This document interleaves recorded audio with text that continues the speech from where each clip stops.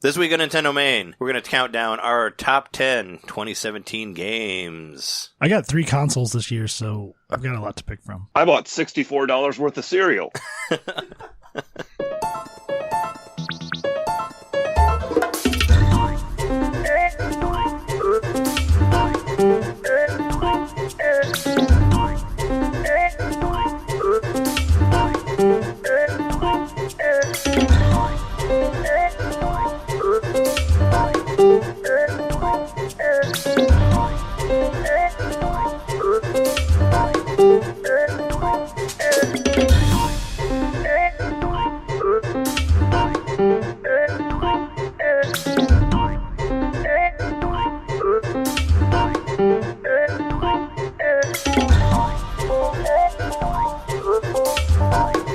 Welcome to Nintendo Main episode 102. This is our very first episode of 2018. Woo! We made it. We made it another year, guys. We're your hosts. I'm Trey. My top 10's better than your top 10, Johnson. I'm Jeremy. I'm in fact not stuck in Zelda. Mikowski. I'm John, part of this complete breakfast knitter. Yeah. Yeah, John is for sure. Forgot to say that. And part. I'm John. I have a list, Wedgeworth. Yeah. We all got lists. We got lists to stick into your ear holes on this episode. I know, but I checked mine twice. Oh, well, there you go. I hope they're all naughty, all those games on there. They're all M-rated. Pretty much. And we have an awesome guest this time. We have John Wedgeworth from Nerd Noise Radio. How's it going? How are you, gentlemen? We're How's good. it going? Hanging in there. How was your Christmas? My Christmas was it was good. It was good. It was almost kind of Hallmark. Is that a good thing or a bad thing? You mean like a Hallmark movie? Yeah, or no, like, it turned out really well. Okay. Let's say, or like frameable. Was there like able snow falling outside the window and everyone was wearing sweaters and drinking eggnog? Well, I was wearing fuzzy bunny slippers. Yes. Well, there you go. I'm sure that was nice and comfy. Go ahead and Yes. do you want to talk about what you do, John? DM John. We have What I do. just to point out to the listeners, we have 2 Johns on this episode, as you didn't notice. So since John of Nerd Noise Radio is from Des Moines, we're going to call him DM John, and since John Knitter is from LA, we're going to call him LA John. So everything after this, when I say DM John or LA John, you know who it's for. I call myself LA John all the time, so it's cool. Yeah. I call myself Shy Trey is what I'm trying to get people to say for me. So I'm from Chi-Town. But anyway, continue, DM John. Okay, so I do a program called Nerd Noise Radio, and I currently have kind of a playlist music block style program called Noise from the Hearts of Nerds, and it's just kind of this uninterrupted block of gently twisting, delicious VGM. And I have 20 episodes a year, episode 21. First episode of my sophomore season will be coming out this Saturday, and it's going to be the Secret of Mana soundtrack. Oh, yeah, I love that soundtrack. It's a good one. It's a good one to kick the year off with. Yeah, it's very good. I like the soundtrack a lot. It's exciting. Yeah. I have future programs planned. I don't really want to say too much about them, but for sure. If you like programs, video game music programs where there's a lot of talking and then a lot of tracks, that's coming. If you want something that's just something to listen to while you're working or while you're driving and just want the music, that's out there now. Yeah, I listened to the Face Off Friday, the one that you did with the with your picks on there. I listened to that one. That was good, and I listened to half of the two for Tuesday as well. Okay, so it's good stuff to drive to. I drive around and do deliveries sometimes, so I jam out to that. It's very much mixtapey, you know. Well, I mean, Well, the inspiration behind it is NPR's Hearts of Space, which is kind of hard to believe because it's a video game program versus the smooth, relaxing whale song of Hearts of Space kind of thing, But yeah. My family's been a fan of that show since the early '90s, and it's kind of my love letter. I kind of come as close to it as I can without straight ripping it off. So yeah, for sure. Yeah, there's some video game music can be like that though. Can be super. Especially, I feel like a lot of the nindies have gotten sort of new agey, not necessarily whale sounds, unless there's a level that has whales in it. Then you might hear it like that, but it can be pretty relaxing. Right. I find it relaxing. Yeah, sure. And I think there's a lot more ambient music, if that's what you're saying, because even the new Zelda game is chock full of ambient tunes.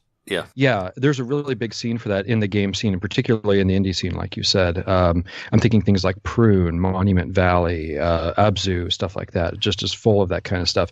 And there's been some ambient video game music that actually has made it onto Hearts of Space once or twice. So there's a little bit of bleed over, but still, when you're doing a show dedicated to kind of the whole panorama of video game music, there's it's not going to have that same vibe as something that's just specifically for ambience and for contemplation and relaxation and stuff. It's not going to be the same. Mm-hmm. Is that what you're? I mean, what? I mean, do you expect people to like? What is the plan? Like that you put it out for people to listen and relax to, or it's just kind of like I don't know, like a meditation music, like kind of like what they did for NPRs, or just kind of like the video game version of that program. Different episodes will have different purposes as far as that goes. Some will be more relaxing, some will be more energetic. In fact, a lot of my episodes, if I can manage it, it's not going to happen every time, but if I can manage it, they'll have periods in the music block that are energetic and periods in the music block that are relaxing. You know, I want it to be kind of like this wave, you know, like this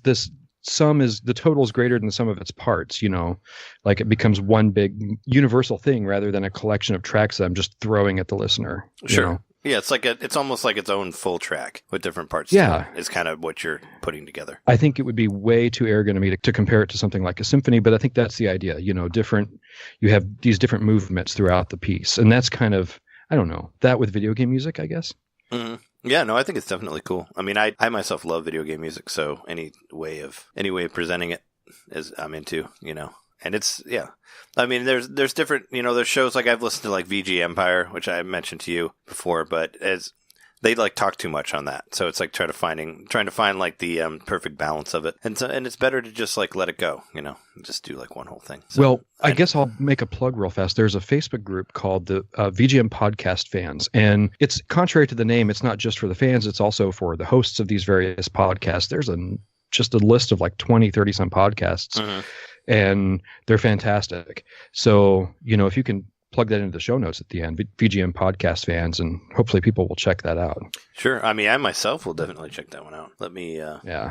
It just send me, can you just message it to me? That just so I don't forget exactly what the wording, so I can put it in right and all that. I'll add it before we put it up on Friday for sure. Is there anything else you want to say about the show, or do you want to jump into some of our? Well, I wanted to do Christmas gifts first. We'll do a little bit, kind of like what you bought this week, about if we got any video game related stuff. Sure. Yeah. I guess I can go first. Did you want to say anything more about your show? Is what I was asking. I didn't want to cut you off. Hey, no worries. If you're going to look for it, you might find a Channel 1 feed. You might find an all channels feed. I strongly recommend the all channels feed because it's the highest quality audio. Any present or future channels that I start producing under Nerd Noise Radio will all be there. Stuff never expires, so you can go all the way back to episode 1 if you want. Where, I think on the Channel 1 feed, you and I discovered the hard way that we can only go back to like 16. Yeah. So I was actually really dumb. I should have waited until Channel 2 was out before I released the dedicated Channel 1 feed, but you know, I was an idiot, and there's as many people subscribed to Channel 1 as all channels, so you just have to keep that supported, even if it's redundant. So yeah, it's hard to have. I'm sure it's hard to have multiple channels, especially if you're paying for them and all that. So it's kind of hard to balance. Well, I'm paying for the all channels feed. The other ones are free, which is why they have so many restrictions on them. Yeah. No, I understand. I understand that. Yeah, cool. Yeah. All right. So yeah, Christmas. You know, we had our Christmas bonus last episode, and we probably got some shit for Christmas. I didn't get a whole lot of stuff, but I did get kind of I'll go first. I kind of got my holy grail of GameCube games from my girlfriend for Christmas, so that was pretty awesome. I got cool Skies of Arcadia, the GameCube version of it, which is a game that I had and loved and was hoping to get again. And it's not it's kind of a pricey game, so I got that. So that's pretty awesome. Cool. What happened to that game? Because I remember seeing you play that in college, and it just disappeared somehow, huh? You got to put Jeremy on the spot here. Yet again. Yeah. Well, I don't know what happened to the actual game. No, I lent it to Jeremy, and it fell in a crack somewhere and disappeared. That's what happened to it. But I gave him only the disc and not the case, so that's probably why it got lost more than anything else. But yeah, it kind of disappeared over the years. And it being a Japanese RPG, a good Japanese RPG, those are normally not cheap to get, so I've kind of just like been looking for it for a while, and most of the time it's like $60 at least, like in box, so it's like it's not like this one's $20, I'll get it. So it's kind of like I just had it on the horizon, but I finally have it. I haven't played any of it yet. I'll probably do a stream of it like this weekend or something like that, but I'm excited to have it again. I played it over a summer in college when it came out, when there wasn't a whole lot of games for GameCube, but this one's like a super long one, so it was totally fun. As Xenoblade Chronicles kind of reminded me a little bit of it with like the ships and the clouds and all that. That was my Christmas stuff. It's not a whole lot. I got a gift card for my sister, so I used that on the I tried to use it. That's not all I got. I also got I was going to mention that one. What is this, Jeremy? What is this called? Jeremy got me a Christmas gift. It's a tiny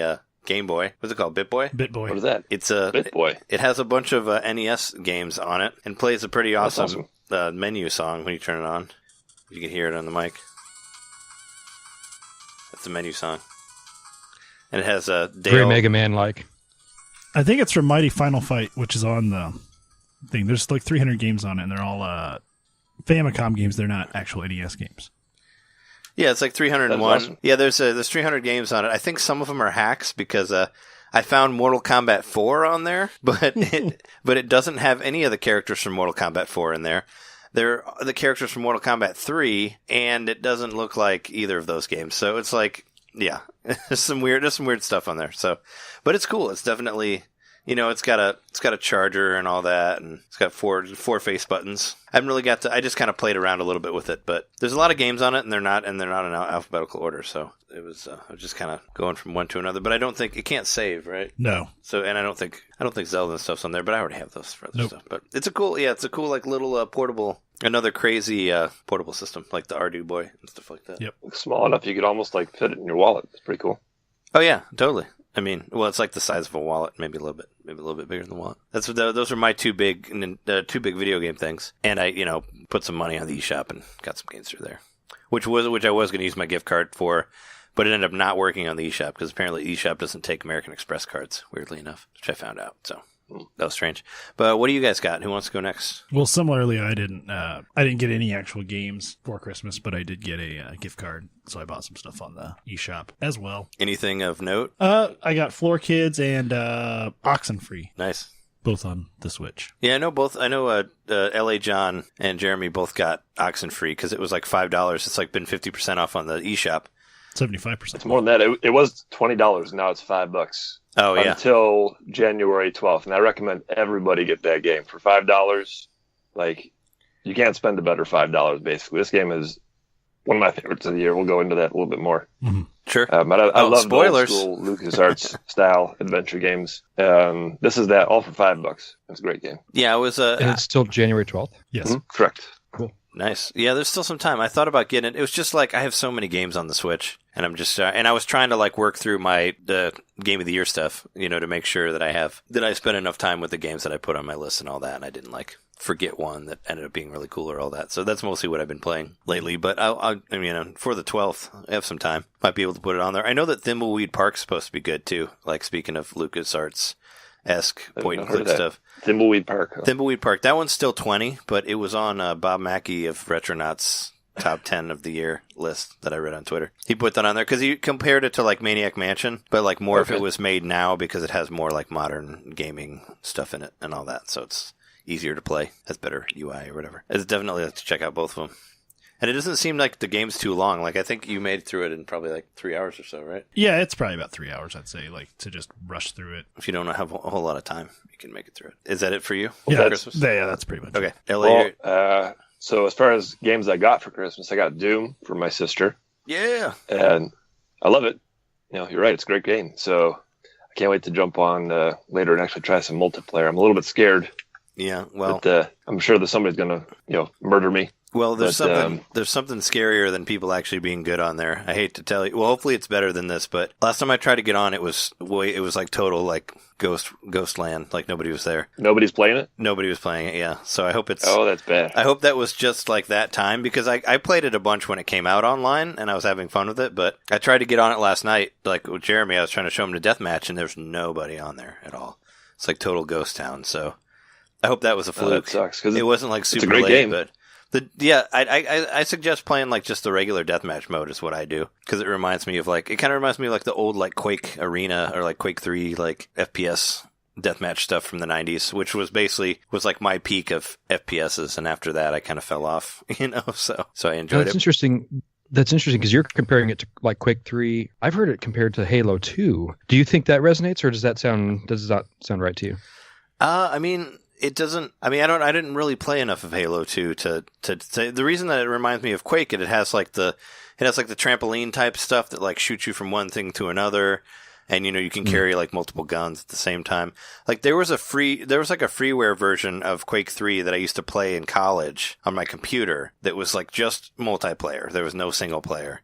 And it reminds me of that. Like, it had a lot of, like, it was super fast paced, but it had, like, the jumps where you can go through, like, you'll, like, go through a teleporter and come out on another place. And it reminded me of that. But I haven't really, honestly, didn't play much of Halo to know, like, where they were at in there. Did they have, like, a lot of jumps and stuff like that in there? And it was super fast paced? It was, I mean, yeah, in my opinion, it's still kind of the pinnacle of those kind of games. There's teleporters that'll take you from place to place. There's a lot of big jumps. There's a lot of, it's one step shy of like blazing fast. It's just a little slower than that, but you won't want that. I mean, blazing fast is almost too much. Doom 1, running through something super fast, that's almost too much. Mm-hmm. Yeah. So.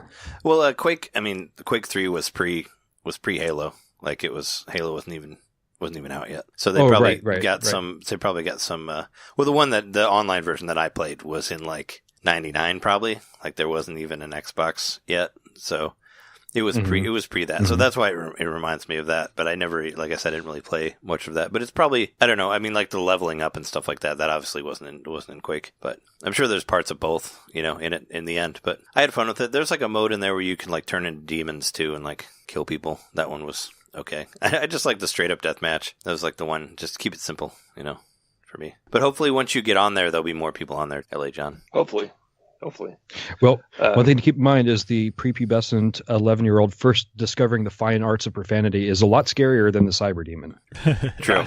Well, they are kind of cyber demons in their own way. Little kids on the internet. Well, some other games I bought for myself. I bought Oxenfree, like we said. I bought a couple new tables for Pinball FX3. So I bought the Universal Pack, which includes the Back to the Future table, the Jaws table, and the ET table.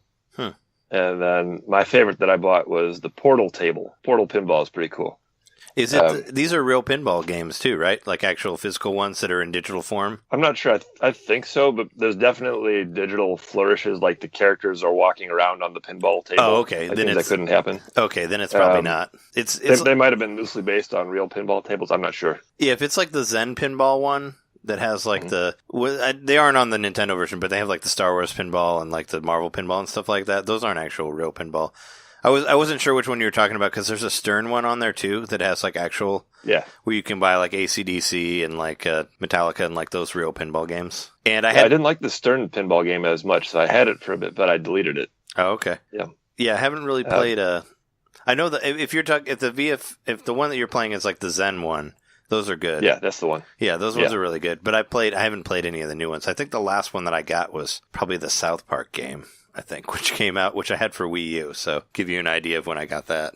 Okay. Then the other thing that I bought was Mom Hid My Game. Oh, yeah. That game's fun. You guys got that too, yeah? Yeah. Yeah, that game is great. I love that game. Yeah, I don't know. Have you heard of that one, DM John? It's on my radar, yes.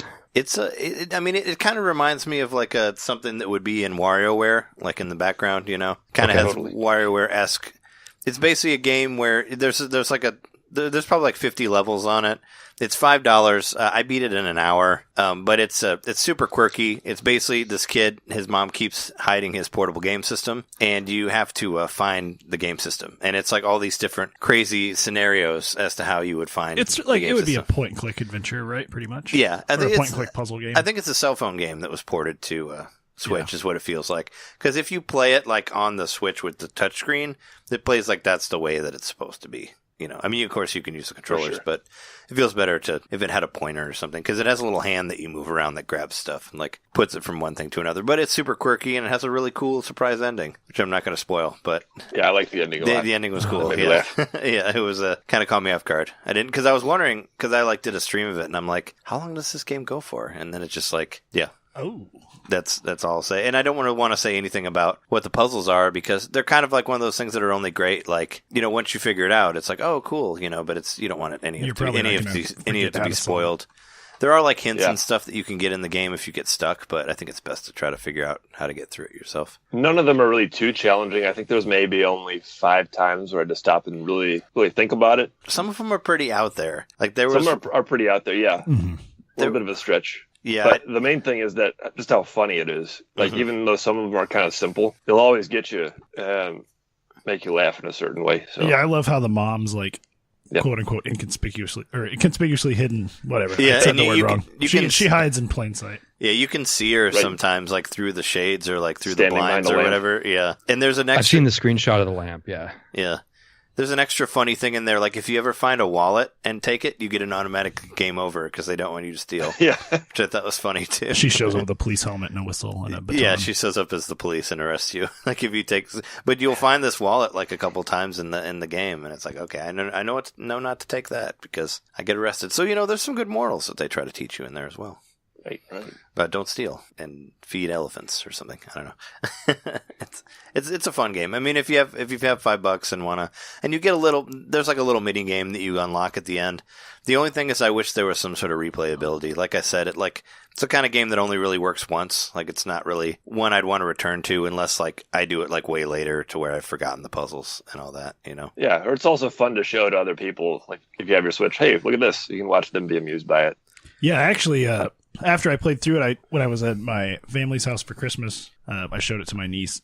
I would just showed her, a little clip on YouTube of the game, and she kept wanting me to play like more stuff from the game because she was like laughing her butt off at it. Oh yeah, it's quirky and fun. I told my girlfriend to check it out, but she hasn't played it yet. Is that all? That's all I got. Okay. How was your Christmas, DM John? Well, so I got the companion guide to the SNES Mini. Cool. But I don't have an SNES Mini, but that's okay. It's cool timepiece, and it was the 25th anniversary of getting the Super Nintendo, and it was kind of that nice touchback. Like when we finally got home, it was like an hour before bedtime, so I didn't have time to do anything else. I just fired up the Super Nintendo and kind of went down memory lane. But so then, I got Kyra Bannog and Cadbury here, the Fuzzy Bunny slippers, and then I didn't get any games, but I got a Switch Pro controller, and then I got $60 in gift cards to the eShop and $100 to the Xbox store. Nice. I went ahead and bought Skyrim, and I've been playing through that since. I'm much more of a PC gamer than an Xbox gamer. So with the Xbox cards, I was doing as much of the Play Anywhere games as I could. So I could play them on PC instead, right? Yeah. But it was $100. Out of the $100, I probably 50-50. There was a bundle on the Xbox that was just too good to pass up. I just figured I'll live with the Xbox version. For $32, I got Battlefield 1 and Titanfall 2, and I just thought that's way too good of a deal to pass up. And then with the odd change left, I bought stupid stuff like I Am Bread or Kingdom New Lands and stuff. So sure. And I haven't had a chance to try any of these games except for Skyrim. So I'm really looking forward. We were talking about quirky games. Mom hid my game. This I Am Bread game just seems so ridiculous in all the best ways. Have you guys had a chance to play that game? I've heard the title. I don't know anything about it. I've heard the title too. Do you know anything about it? Like how it works? You control a slice of bread through various environments. Okay, yeah, that totally sounds like Mom Hid My Game. Yeah. Like same sort of quirky as I craziness. understand, each button is a corner of the bread, so it's one of those physics funny control games. A little bit of an Octodad. You have to hit this button, that button, to make the bread move. Yeah. So if you That's what I've heard too. Do you have to toast yourself? I hope not. Like I said, I haven't had a chance to play it yet, but I think a toaster is a major factor in the game, yes. Maybe also like as a way of jumping. Man, I'm already thinking of these mechanics in my head. Well, what I was thinking is if it's the face buttons, like, like in Mario Party, if like you go in the circle, does your toast like roll? Like if you go like A, B, Y, X, or however it is in the Xbox controller, would that like make him rotate like a ball? I feel like I really should have researched this before I got on the show about it. It's all right. I mean, you said you hadn't really had time to play it yet, so it's just the idea of the bread and the face button. So I was like, I wonder what would this do? What if I hit these two and it'll do a backflip? I don't know. Man, I want to play it now. So is it a cross-play game? Can you play it on Windows? I don't know if it's Play Anywhere. I know it's available on Steam, but I think it's one of those games you kind of have to buy the both times. Gotcha. Yeah, because I have a PC, which I was able to I haven't gotten it yet, but I'm going to play Cuphead on PC and stuff like that. Can you do Cuphead on Steam without the Xbox? Yeah, I don't know if it's on Steam or if you have to go to the Windows Store, but it is. You go through the Windows Store. Yeah. Oh, okay, cool. That's how you do it. Nice. Yeah. I don't know if my computer's probably not strong enough to play it, but I'd like to. It looks awesome. Cuphead, I don't think really requires a whole lot of muscle. I think you can play a game like that on pretty much anything, probably. I don't know. I mean, it's like really artfully done though, like with all the hand drawn and all that. Like I don't, I mean, my computer can hardly run like Knights of the Old Republic. Like I don't think it can. It can do Cuphead. Do research and get back to us. Yeah, sure. It does look awesome, though, from what I've seen of it. It's fantastic. Actually, you know what? Even though I made my opening after it, I forgot to tell you I got the Super Mario cereal. Oh, yeah. So Yeah, I can tell a little bit about that. I got it right here. I know that nobody listening to this can see, but the box happens to be right here. So I'll show you guys on the camera. Here's one of my crates of Super Mario cereal. How many boxes are in that crate, John? I bought two big boxes. So it was a total of 21 boxes of cereal. There's the... Ooh. It's not grape nuts? Right there. Right. It's not the grape nuts? So what happened was, over the weekend, I was like, man, cereal's been out for a month. I got to make sure I'm putting some effort into it before it goes out. And, I read that it was limited edition, so I just kind of panicked. Then I went full into trying to find Super Mario cereal. And so I went on BrickSeek, the website that I'd previously tried to use for a Switch. They led me astray before. I went to like three places off of BrickSeek looking for a Switch, and there was nothing there. But finally I checked there for the Super Mario cereal, and it said that there was a Walmart 10 miles away from me with 135 boxes. And I thought, no, that can't be a mistake. 135 units, they got to actually have it.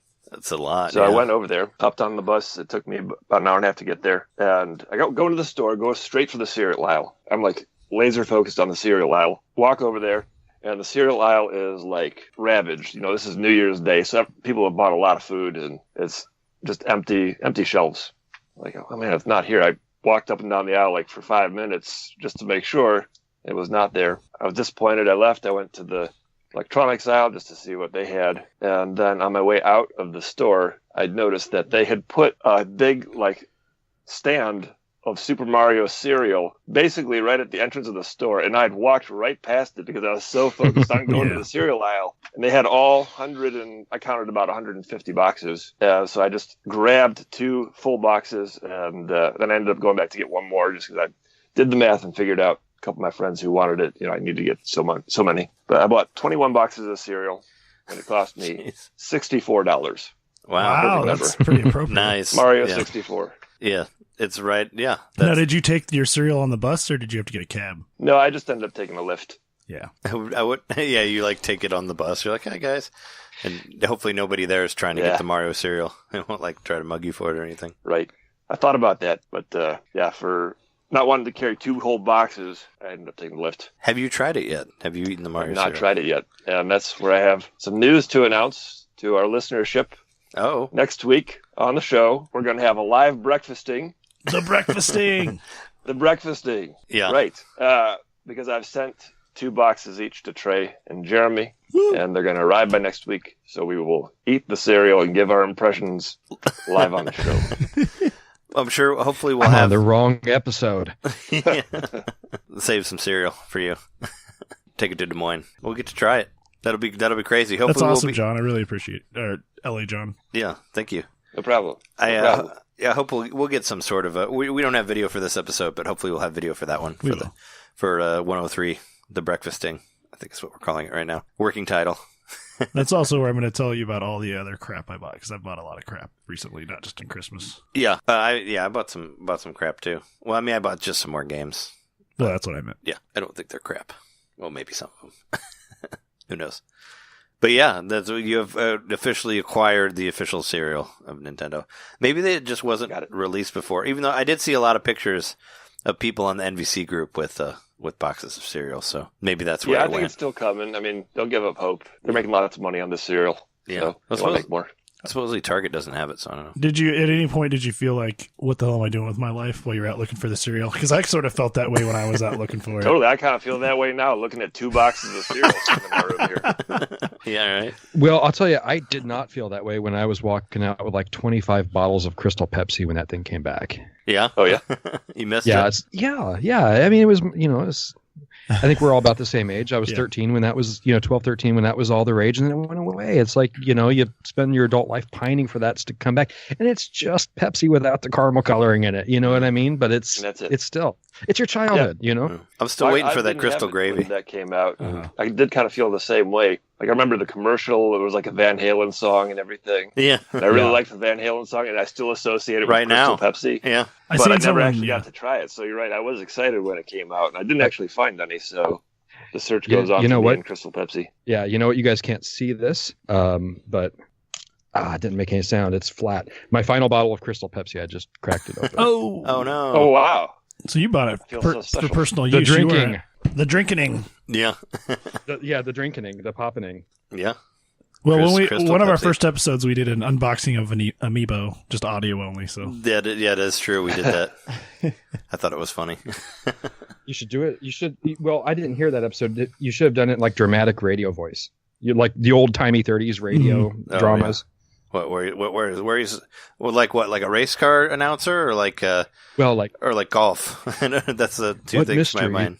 what mysteries will be unearthed in the unboxing of the amiibo? Stay tuned. Find out next week. Oh yeah. this episode sponsored by Johnson and Johnson. Yes. Yeah, use your decoder ring to find out what the next amiibo is. Whatever. Right. Yeah, but I think that what I just said about like what am I doing with my life though, like I mean you found it though. So maybe if I found it I wouldn't have felt that way anymore. I've been like, well, I did the right thing with my life because I have this cereal now. Just don't give up the fight. It all Go to worked the out. I'm search. still gonna keep looking, I mean. I mean, well, you have a couple boxes, but you could always have more, right? But yeah, speaking of Crystal Pepsi, I do remember the most recent thing I saw online was before it was re-released, some guy downing like a whole 2-liter of it, but it was from the original release and it was no longer crystal. It was kind of like a yellowish, brownish color. Ew, Ooh. And he definitely got really sick man. afterwards. nasty, He got super sick. gross. But I'm I glad believe that it. I'm glad that you're not getting sick off your new Crystal Pepsi. And on that Well, note, my not favorite yet. games. My I did favorite watch game was a video Crystal of a guy Pepsi eating 64. an old box of Nintendo cereal just this week, and Yep. hopefully he's still alive. Oh wait, who did? Some video of a guy eating Nintendo cereal. I don't know who The it was, Nintendo breakfast but, system? He cracked it open. He said, "Yeah, it's not so bad." And he stopped like mid-sentence, like, "Whoa, wait, there's the taste." Oh, didn't it's like like a horrible aftertaste. 25-year-old cereal. Oh. You can like taste the yeah here. Oh, he's. Yeah, Oh, you're saying he's tasting the '80s Mario cereal? The Nintendo the cereal old, system. the original The Nintendo cereal. Nintendo Super Cereal. Oh, yeah. okay, yeah. Mhm. Yeah. There was a. Oh man.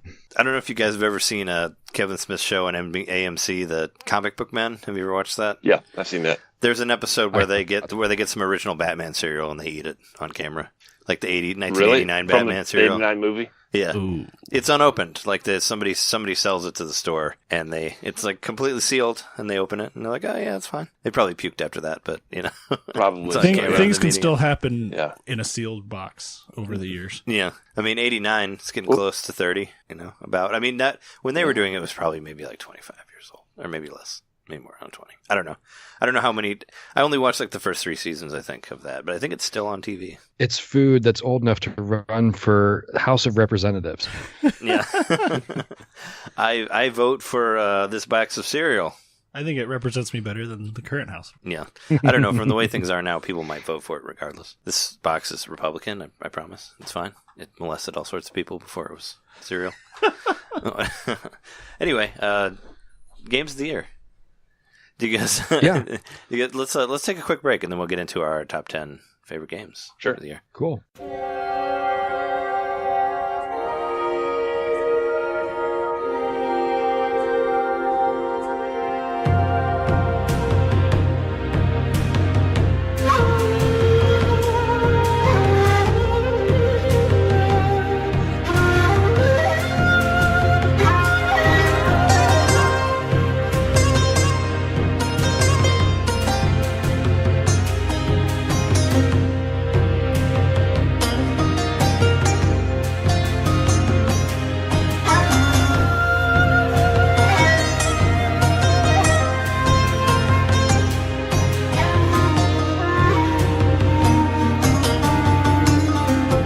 So yeah, this is our big 2017 episode here, where we're going to talk about the year of 2017, and of course we'll give our top 10 games.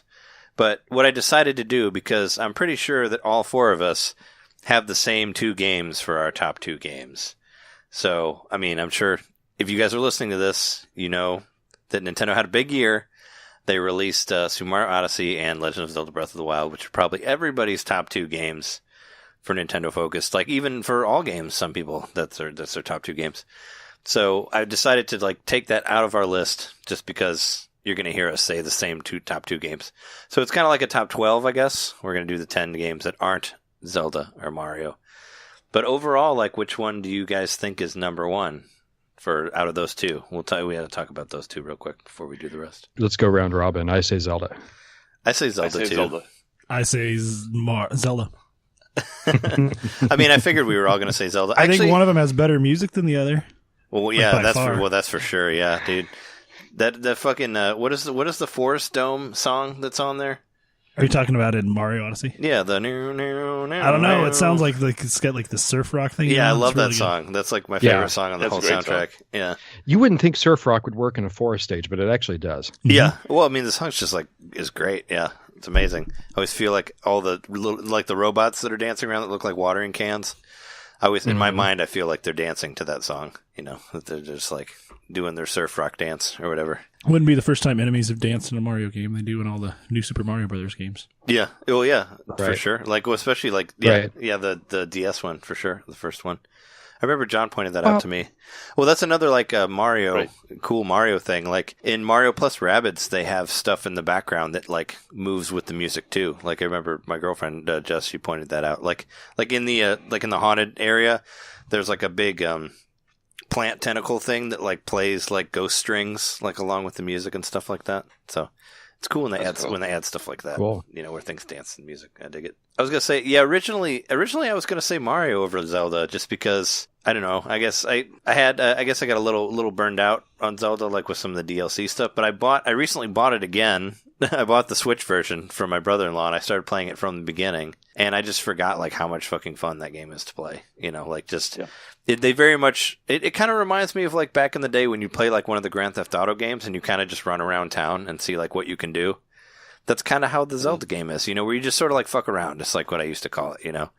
And you're like, let's go see if we can kill these like blue moblins or whatever that are way stronger than you, and let's try flying over here and see what happens there. Like it captured the beauty of like exploration and just being like, let's see if this works. And just like the mechanics on it is amazing too. Like how you can conduct electricity through like multiple swords and stuff like that. It's just insane. Like how many different ways, how they almost made pretty much anything possible for problem solving, so you can do it like so many different ways and stuff like that. That's kind of where sure you can surf on a tree, fly through the air. But that's just kind of where I'm just like, I can't really not say that Zelda was game of the year for me, because as far off as it was from the main series, it just does so much well. I think, you know, they really figured out how to do open world games Nintendo style. I also think that both games innovated on their respective series, but I think Zelda did it more. Yeah, they went the farthest from much bigger scale too. Mm-hmm. You know, the numbers speak for themselves. For me, I'm 210 hours into Zelda, and I think I'm at 50 hours on Mario. Yeah. So, well, I even started again from the beginning, which you know, when you have, and I have like 150 hours, I think, and you would think that you wouldn't want to do that, but it's just so much fun to play. You know, that's like I just wanted to get to where I got the cloth again. Now, so I could float, and then I'm like, oh, cool, now I can float again, and I figured I just want to have it portable all the time, so I can just fuck around whenever I want to. Go try to find extra shrines or whatever. Well, I think the thing that's so magical about Breath of the Wild is this is the original vision of the original Zelda. You know, finally on a scale where it can really be realized. You know, the first Zelda game, it was all based. It was, what was it? It was based on adventures in a big backyard. You know, and then it becomes this great big world, and you can kind of go just about anywhere and do just about anything at any time, right? And now we have this huge world where we can do that, and there's just a million little things in there you can do. You know, you can beat the game in a couple hours if you want to, or you can put 200 hours in the game and not beat the game. Yeah. You know, it's just, and there's something. Okay, I agree. It's not perfect. I wish there were dungeons. You know, I mean, real dungeons, not the. I love the Divine Beast, but they're not dungeons. Yeah, right? That was my big thing. Was the dungeons too? Yeah, and I love the shrines, but they're not dungeons. You know, I wish there were dungeons. I wish there were some special items like the hook shot, and there were a couple parts of the world that were non-essential that you couldn't get to without the hook shot. You know, it's not perfect, but it's.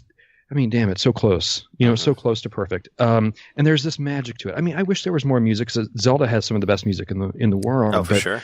The minimalism of it all. It's just this huge world with all these minimal elements. It just feels, I don't know, it's magical. I know I sound like I'm gushing, like I'm fangirling a little bit, but it's just magic. It's so special. I'd say I don't know if in there a game that's caught that. Yeah, I'd say for like a post-apocalyptic game, it's like the prettiest Yeah, right. of that I've played. Yeah. Yeah.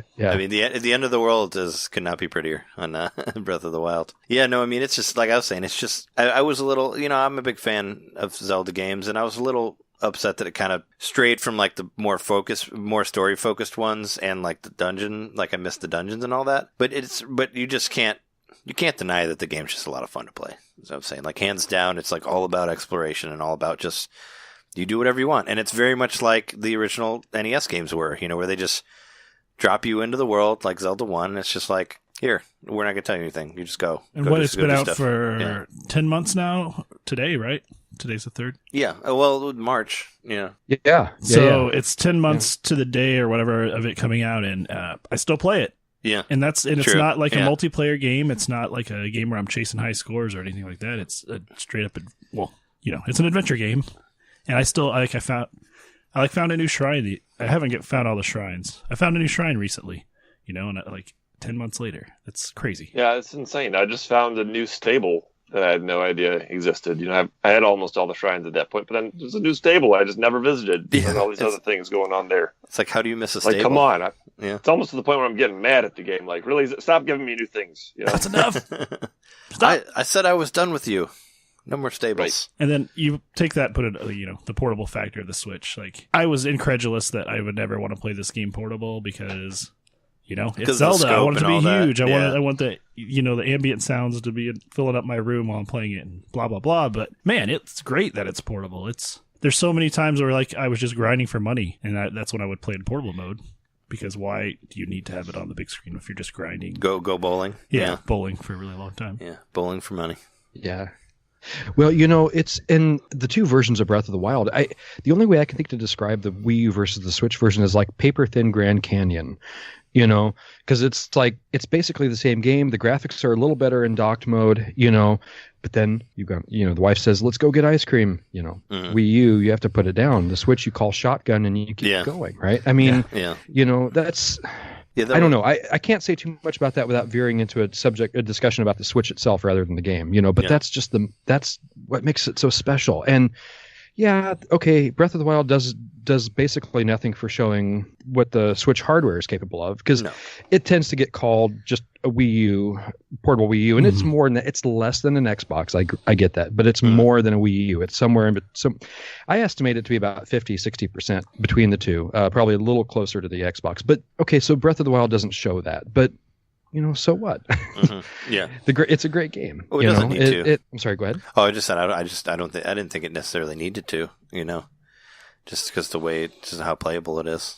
All the little tricks too, like like how the grass loads as you get close to it. Like you don't even notice that, but that's like those are little tricks they use to kind of like make it look nicer than they could just straight up with the hardware. And thankfully, there's not a whole lot of pop in. Like when you like jump out and you go really high with the Rivali's Gale or like the sackcloth or whatever that you have.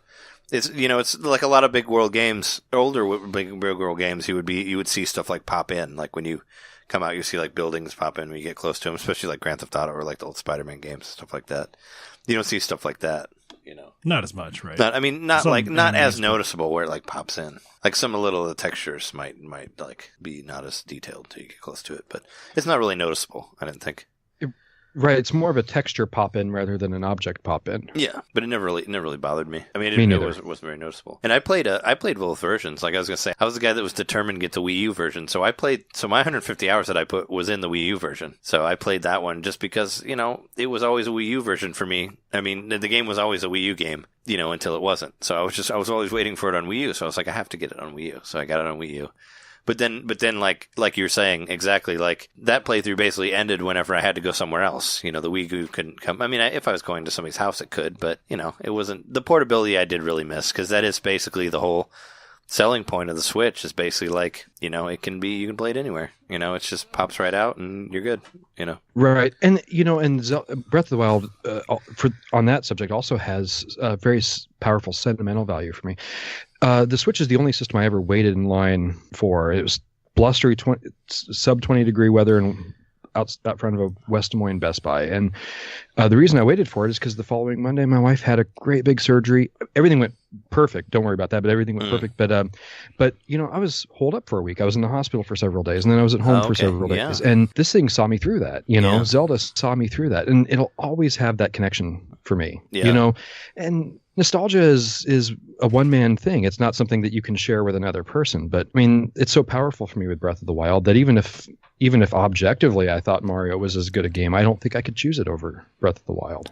Well, yeah, I mean, it seems like, I mean, I'm sorry that your wife had the surgery and all that. I'm glad it went well. But I mean, I could understand that being like a lifesaver from probably how much time you had to spend at the hospital and all that. And just when you just need a moment. You can just kind of lose yourself in Zelda, and it's, I'm sure it was really great to have that there, And had you not pre-ordered it, or were you just in line? Like you weren't sure whether you were going to get one or not, like when you were standing in line? I failed to pre-order. I failed to successfully pre-order it. I was checking Best Buy every single day. Okay. Yeah, we managed to get a midnight one. But I know John is like LA John is like the king of pre-order. I don't know if we mentioned it on the, I think we mentioned in the episode before, but John waited like 3 days for the Wii when that thing came out. So he camped out in front of Best Buy for 3 days straight. So definitely knows the struggle of that. And when I went to go get mine at Best Buy in Chicagoland, there were a lot of people outside and blankets and all that. But what was really cool was that I think that everybody got one. I don't think there was anybody who didn't get one in the line. So that was a good thing for Nintendo, because I've seen many lines and, unhappily, or people not getting what they're waiting in line for, myself included, for like amiibo craze and stuff like that, where it's like we waited for a long time, we don't end up not even getting anything. It's like I feel like everybody who was there got a Switch, and there were ones left when we all left. So it's like good on you, Nintendo. Like I'm glad and that seems to be kind of what they were doing this year, like a lot more Super Nintendo classics. I'm sorry that you didn't get one, DM John, but I guess there were more of them out there. Yeah, well.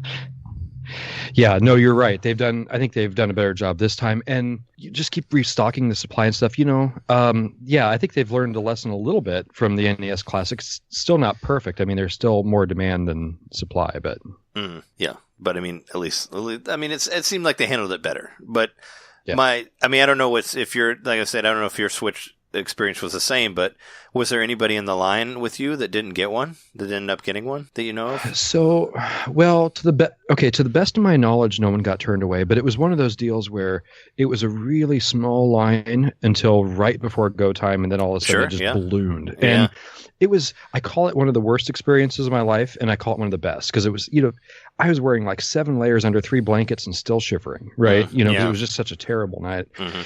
But the camaraderie in that group. Oh yeah, You've got these perfect strangers who are marooned on the same island that you are. Yeah.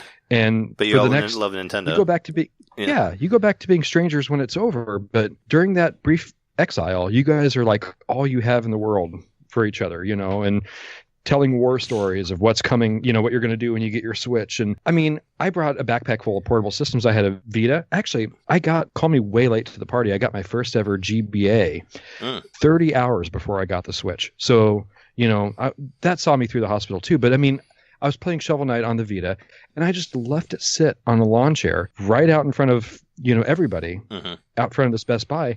And I wasn't worried because all these people were watching it. Yeah. Oh yeah, sure. And So just a really wonderful experience. It was after the release of the Wii, but I did stand in line for one, like after it was released. I think I heard John's old roommate Otis worked at Best Buy, and I think I heard there were extra ones. And it was like I think it was the next shipment after when you got yours at the very beginning, or it was like the one after that. But I did wait in line for a while with some guys, and yeah, it was great. They were all Nintendo fans. Like we all talked about games and stuff, and Yeah.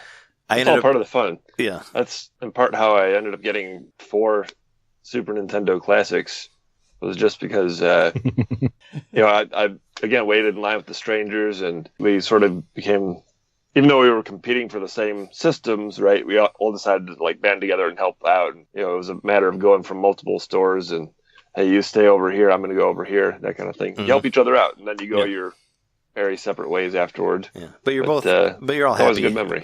You're happy that you got the system, and you're happy that you talked to another person that's like you. Right. Earlier today, I called and got reservations for the hotel for the Midwest Gaming Classic this year. Just speaking of that, which you should go to if you can. Either of you should go to it. But it reminds me of that too, where you go to a big convention, you meet a lot of other people who are big nerds like about games that you are too, and you all of a sudden you're talking to a stranger about these games that you spent so much time with and that you love so much, and all of a sudden you're just close, even though you don't really know each other. It's cool. It's a cool experience. It makes it really easy to talk to people. It's amazing what a hobby can do. Yeah. It makes it really easy to talk to people and stuff like that, especially because a lot of us might be kind of shy about that sort of thing. But you start talking about like Star Fox or Zelda or something like that, it's you have plenty to talk about, and all of a sudden you're not strangers. It's cool. It's a cool experience. Yeah. I can still remember when I waited. It was really about 2.5 days for the Wii. But when I waited all that time for the Wii, the people who were in line with us in the front, they had a bunch of board games and everything. And they laid out a blanket, and we were playing board games, just hanging out. Yeah, I remember you guys were playing it was just that one night, but I always remember that. And I remember those people for that, just inviting me over to play apples to apples and a couple other games and having a good time. Yeah, I'll always remember getting my SNES Classic and someone hitting my car in the parking lot while I was in line. And I was I told the story on a previous podcast. Star Fox 2. Yeah, but I was the last person in line that got an SNES Classic, so I was he was like the 26th person or something like that. They had like some arbitrary number. So there were literally people standing behind me just in case someone's like credit card didn't clear or whatever, and they weren't able to get it. And I actually got called by the police while I was in line. Hey, your car got hit. You need to come out here and talk to us. And I'm like, the line was already moving at that point, and I was like, officer, is it okay if I just like purchase this really quick and then I'll like come right out there? He's like, Mr. Mikowski, you need to come out here. Yeah, he was very much like, you got to listen to me. I'm a cop.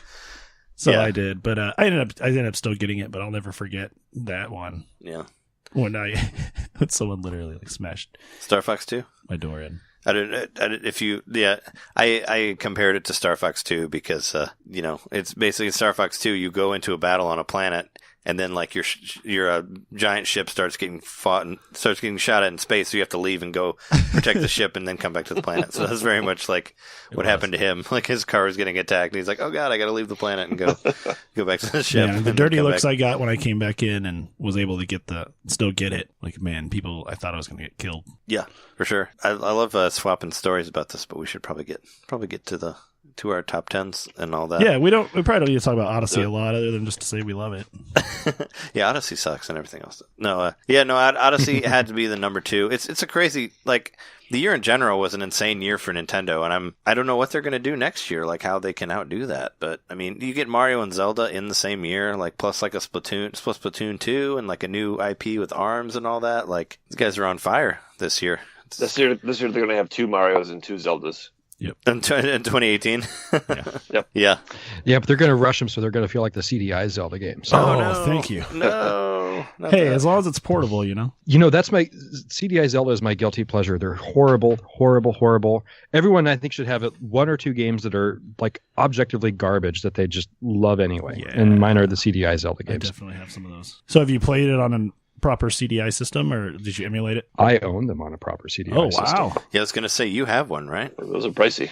Dang, that's impressive. Well, back in the early 20s, when I was in my early 20s, or back in the early 2000s, when I was in my early 20s, and I had more quote-unquote dollars than cents, and retro gaming was cheap, I went back and bought a ton of the systems that I'd wanted as a kid, but couldn't have. So I have weird stuff like the CDI and the 3DO and the Neo Geo and Jaguar and television and stuff like that. Oh, nice. Cool. Yeah, the Neo Geos were like $600 when they came out, right?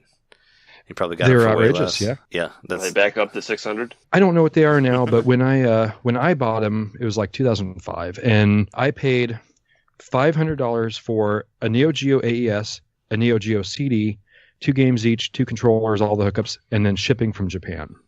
So yeah, that's cool. Nice. Was the shipping a lot? I'm sure it wasn't cheap. I don't remember, but I'm sure it was a noteworthy portion of that figure. How much time have you put into Odyssey, DM John? I don't know. I don't really keep track of that. What's your moon count? Show me your moons. A few. Well, okay. I can tell you that I just arrived at Bowser Kingdom, and I'm carrying a few extra moons over what I needed to get there. So, however long that takes for an ordinary person to do is how much time I've put into it. Oh, okay. Yeah, we should probably talk. I was gonna say we should probably talk about Mario Odyssey for a bit before we get into our top 10. Aside from that, I mean, it's a great game for what it is. If you haven't beat the game yet, we gotta be careful then. Yeah. Oh yeah, don't spoil it not for me. Oh yeah, no, we won't talk about anything like that. It does open up a lot after you're done. That's all I'll say. After you beat it, don't like what I try to tell people, because I have a friend that's playing it and like she won't beat it. She's like, I want to do all this other stuff, and I'm like, it's okay. I'm like, it's okay for you to beat it, because then you get a whole bunch of other stuff that you're not going to get until you beat it. So like, you should just go beat it, and then keep collecting stuff. Like, she's one of those people that wants to collect everything before she beat it, and I'm like, well, there's more. So don't worry about that. So I'm saying, like, don't like keep putting it off. Like, if you're pretty close to doing it, just go ahead and do it, because it doesn't really spoil anything for you, to do it early. Sure. Because the game is still completely playable after that. There's still a lot of stuff to do. I mean, there's a lot more stuff to do. And I assume Bowser Kingdom is the final area of the campaign proper, right? The Japanese castle place? Like the pagoda? Well, I mean, I don't want to spoil anything. Okay. You can answer that question in the vaguest terms possible, and then we'll move on. Yeah. Maybe. Maybe. Wooden? I don't know. I'm not sure how to answer that with I can't say yes or no. So okay, I'll find out. You'll find out. Play some more. There's lots of fun. Mario Odyssey gets a special award for being able to say yes, see. Yeah. Bill Cosby's line without without Bill Cosby being in the picture. Yeah. We just got dirty. It's a special award. Yeah, Super Odyssey, super beautiful game. So much fun to play. Possession, hats, all that stuff. I mean, it has to be number 2. I mean, well, it is number 2 for all of us, so it's with the Switch, you can play it while you're going number 2. This is true. You can, and you can do it on whatever Odyssey you're on. You could do that with a Wii U as long as it's your own bathroom. But with a Switch, if you're close enough, Yep. If you're close enough to the system, you can. Sometimes it can't go through certain doors for some reason.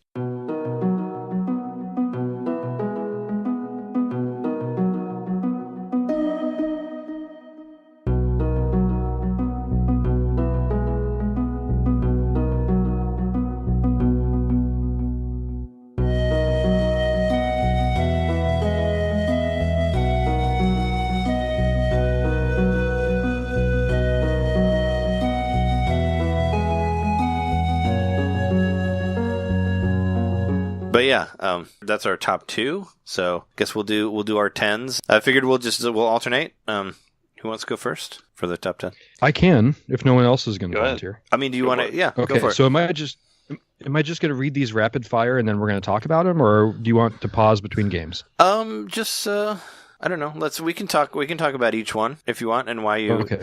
I don't think I actually put mine in an order, so yeah, you don't necessarily have to have them in an order. My thought was that we would read them kind of quick, maybe give a little sentence or two of each one, and then basically after we all tell our top 10s, there's going to be common ones, and then we can kind of talk amongst each other. Yeah, we're going to have a lot of repeats. Why? Sounds good. Yeah, there will be. Okay, but then I'll rapid fire. And I do have mine in order. In number 10, we have Skyrim. Okay, you're going from 9, you're going what's from that? Bottom to top, right?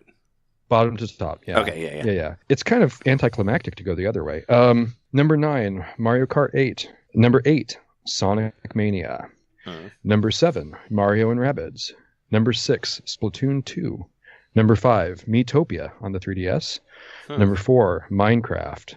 Number 3, Doom. Number 2, Metroid: Samus Returns. And number 1, ARMS. Okay. Oh, and then I want to include an honorable mention. So this is like 11. I have a list of 13 ultimately. So the honorable mention is versus Super Mario Brothers. Okay, great. Nice. Yeah. Hard ass game, but yeah, it's that was a nice little surprise at the end of the game, or at the end of the year. Did you buy it from Did you buy it from the American shop, or did you do the Japanese one for a day early? Oh no, I didn't even know about that. I just did the American shop. Okay, because I didn't know because there had not been a release date announced for the American shop, but there was for the Japanese shop, so I didn't know because it ended up coming out like the right next day because the Japanese shop it came out on Thursday and then American shop it came out on Friday.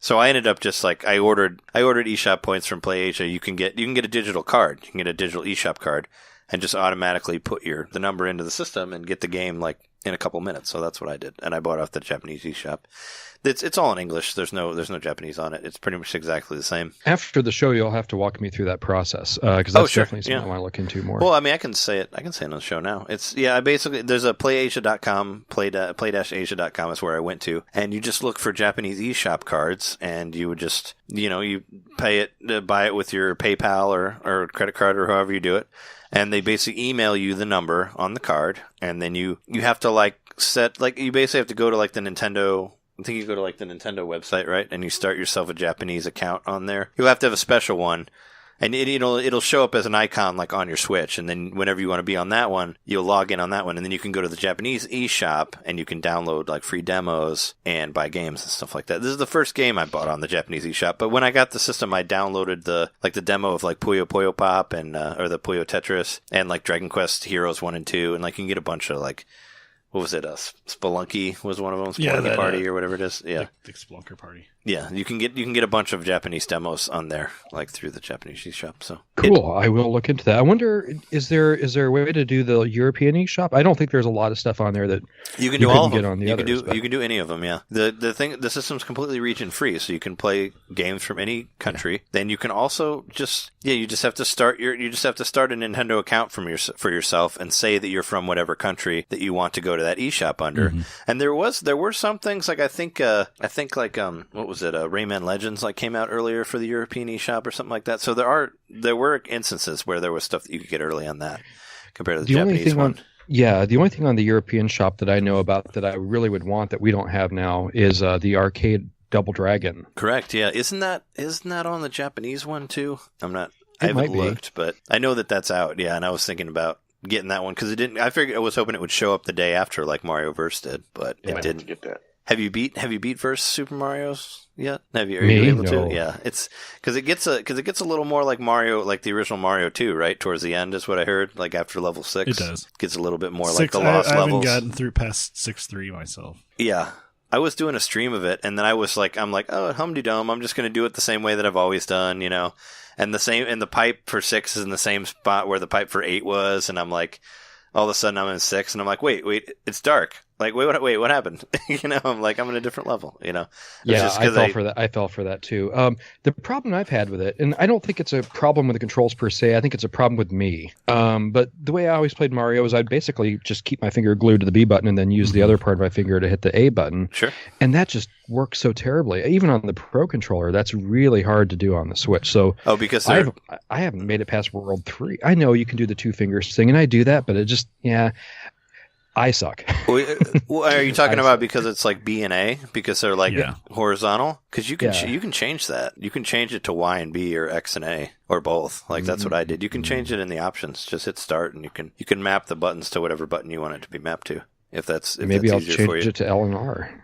You could if you wanted to. But that's what I did because I was more of I got into that whole run jump thing more in the Super Nintendo time, so I'm used to YB, hold Y to run and hit B to jump. So that's kind of how I want it for everything because that always worked better for me. That's the way it was on All Stars as well. They took those Mario World controls. Yeah. So that's so the first thing I did was change that around in the options to make it easier to do. It doesn't make the game any easier though. It's still fucking hard. Well, maybe that'll help me get past World 3. Yeah, it's definitely hard. I don't think I got past World 3. Well, I got to 6, and I got stuck on 6, so I'm like, I should just go back to the beginning, and then I played through World 1. I don't think I even got through World 2, because I'm not really that great at Mario 1. I beat it a couple times, but definitely not the arcade version, because I think it's a lot harder.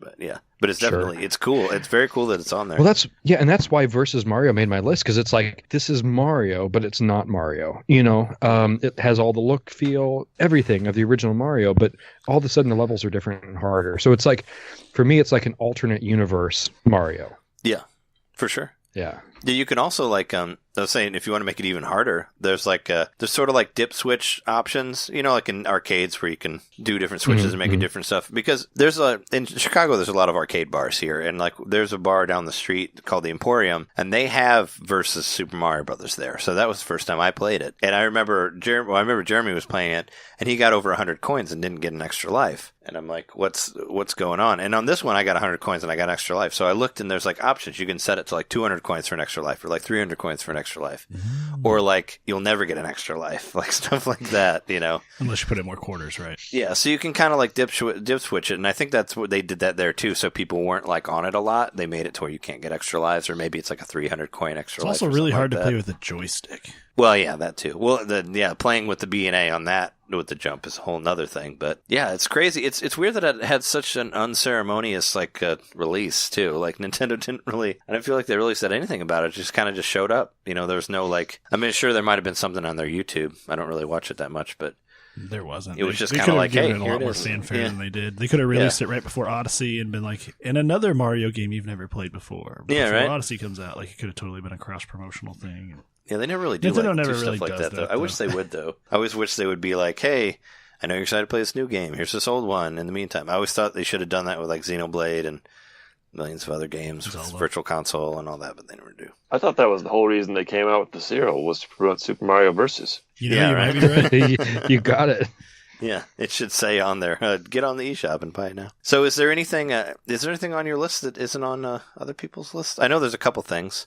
I found it interesting that you put Miitopia on there. We actually had my girlfriend got that game. I got that game too, and she ended up not liking it in the end. And I didn't play it as long as she did. But what is your? I almost ranked it even higher than it was. First of all, I logged a lot of time into it. It's definitely long. I got into this phase where I was just keeping the 3DS on me all the time, and anytime I had a minute, I'd crack open for Miitopia. It's just so much fun to play with. Okay, you could. I love how you can use Miis of you and loved ones, or or Miis of famous people, right? To a point, though. And so there's so much comedic potential there. Like I made the Dark Lord Bob Ross. And that's awesome. Yeah, the Happy Trees guy. That's right. And then you had this thing where you were rescuing Princess Mr. T from Bob Ross, and he was caught in the love triangle between Kanye West and Mike Pence, and Mike Pence ends up getting the girl, and just the chaos that ensues there, and it never ends. It's just the gift that keeps on giving. And then when you throw in familiar faces there too, it's like it's not really that person, but you begin to make those connections with them, And so the RPG elements are really light, but that's, if you don't want a heavy-handed RPG, that's almost perfect, So it's just kind of more of that quirky, charming, warming fun, like the Mom Hid My Game or the I Am Bread kind of thing. Sure. It's definitely quirky. I just I wish that there was a little bit more RPG to it, because you only really control yourself. Like everybody else is kind of automatic. And the only thing is, like, if you make like characters that you really like, you lose them fairly quickly. Like they make you like keep remaking Miis and stuff like that. Well, I can't say anything because there are spoilers. I mean, my girlfriend played it for like 60 plus hours and she never saw the original team back. Okay. Well, I think I can say this without ruining it for anyone. You do eventually get to the point where you start getting those characters back, and then you end up with a team of like 10 people, and you have to pick 4 people every time you go venturing out. But it's okay, because you can mix and match every time and keep changing it up. Well, maybe they'll get her to play more of it, because I know that because she was at the point where she was making like Bill Murray and like other characters, because she ran out of people that she wanted to make. Not that it's bad to make Bill Murray, but she's run out of ideas because all of her good ideas had gotten abducted by the Dark Lord, whoever. But I like that it kind of does the same thing that the Wii Sports Resort did, where it would kind of like go on the internet and like randomly pull other people's Miis that they made to like fill in the towns that you go to. Because I remember one of the towns I went to, there was a couple that was a rabbit and Khaleesi from Game of Thrones. So it's like, okay, like stuff like that. It's like, what are those two doing together? Yeah, I don't know, but yeah, or like Iron Man and or like Bob Ross, or some other weird thing in there as well. And I mean, it totally pulls it from the internet and kind of like populates it, which is interesting. But yeah, for me, it was the RPG part of it was a little too light, I guess. But then again, I haven't played it all the way through. So, I mean, knowing that you can get some of your characters like back, that might be the incentive to return to it. Did you beat, let me ask you, did you beat Metroid Samus Returns all the way through? Because that game was fucking hard. I mean, I love that game, but it's hard. I mean, I beat it recently, a couple days ago, and yeah, those last 2 bosses are rough. They were hard. But fun. I mean, I enjoyed it in the end, but it took me a lot of times before I made it through. Right. No, I beat that game, and I don't think I don't know if I can find anything negative to say about that game, really. I guess I wish they had, struggling to find something negative to say. I wish they had used more of the SR388 theme, and I wish it wasn't quite so atmospheric, something a little bit more melodic. You know, the iconic Metroid 2 music, you know, it makes an appearance, but you don't hear it very much. I would have liked to have heard more of that. I really think that's all I can say that's negative about that game. It's just pretty much perfect. Yeah, I wasn't a huge fan of the whatever you call it, the move, the slap move that you do, the counter. Like I had a hard time getting into that, like just the timing of it and all that. And towards the end, I didn't really use it, and the only time I used it was on bosses, you know, because you kind of had to. Mm-hmm. So it took me a minute to get into that, like the timing for that. Like it would seem to be the opposite of most Metroid games. For most Metroid games, you kind of wait. You don't wait for them to attack you. You just attack them and like keep moving faster. And it seemed to make it a little bit slower, I guess, at the beginning, you know, because you'd have to wait for the guys to come to you, and then you swat them out of the air and then attack them. I had an easier time with it. I mean, you don't have to. I mean, other than key moments and like boss battles and stuff, you don't have to use it. But I found that it came in handy, and I found, I didn't always stick the landing on some of the things that flew through the air and shot right at you, you know, but for the most part, I got along with it. Yeah, I just felt like at the beginning when you were weaker, you kind of had to. You kind of had to come back at them and all that. But I did, I mean, in the end, in its entirety, I did like the game. I don't think mine was as high on your list, but I still definitely had it in there. I knew you played a little bit of it too, right, Jeremy? Yeah, I mean, that is the last 3DS game I bought, and the first one I had bought in a really long time as well. And I played it for about 3 or 4 hours. I did okay in it. I was getting fed up with the melee stuff, unfortunately. I mean, I thought, I don't know, I liked the parts of Super Metroid where you just got to the point where you could just run through everything and you're just like super powerful and just blasting everything out of the sky. Well, you do get to that point in this one too. It just takes a little bit longer, yeah. Yeah, it just felt like that curve wasn't happening quick enough for my preference. Because once you get like the turbo shot or whatever, I felt like it got a lot easier as long as you could keep like your Aeon up and all that, so you can kind of blow through guys, and then you don't really have to do the counter anymore. Because like I said, once I got that and got enough Aeon, I just stopped doing the counter, except for bosses, because it'll make it a lot easier for your main guys. Is there anything you want to? I'm sure there's something you want to comment on the list, right? On any particular games? Well, I mean, there's something I could probably say about all of them, but I don't want to take up too much time. Sonic Mania. It was... how many years has it been since a good quality 2D Sonic game? Because, you know, I've always thought the 2D Sonic games, the 16-bit Sonic games were gold. Mm-hmm. But then after that, they really kind of went in the garbage. You know, I kind of like the original Sonic Adventure, but I haven't really liked a Sonic game since, you know. And they tried a couple times Sonic 4, Episode 1, Episode 2. They were okay. They weren't garbage, but they weren't great either. The Game Boy Advance ones were decent. The Game Boy Advance ones were decent. The Sonic Advance. Those were 2D ones. Yeah. Those were good. Yeah, those were pretty good. Yeah, I actually managed to miss those. I'll be looking into those now that you could probably get GBA. You could probably get it from pretty cheap. They're really cheap. I bought the first one for like $5, I think. But yeah, no, I think I was going to say I think Sonic Mania is probably on a couple of our lists. I thought it would be on LA John's list, maybe.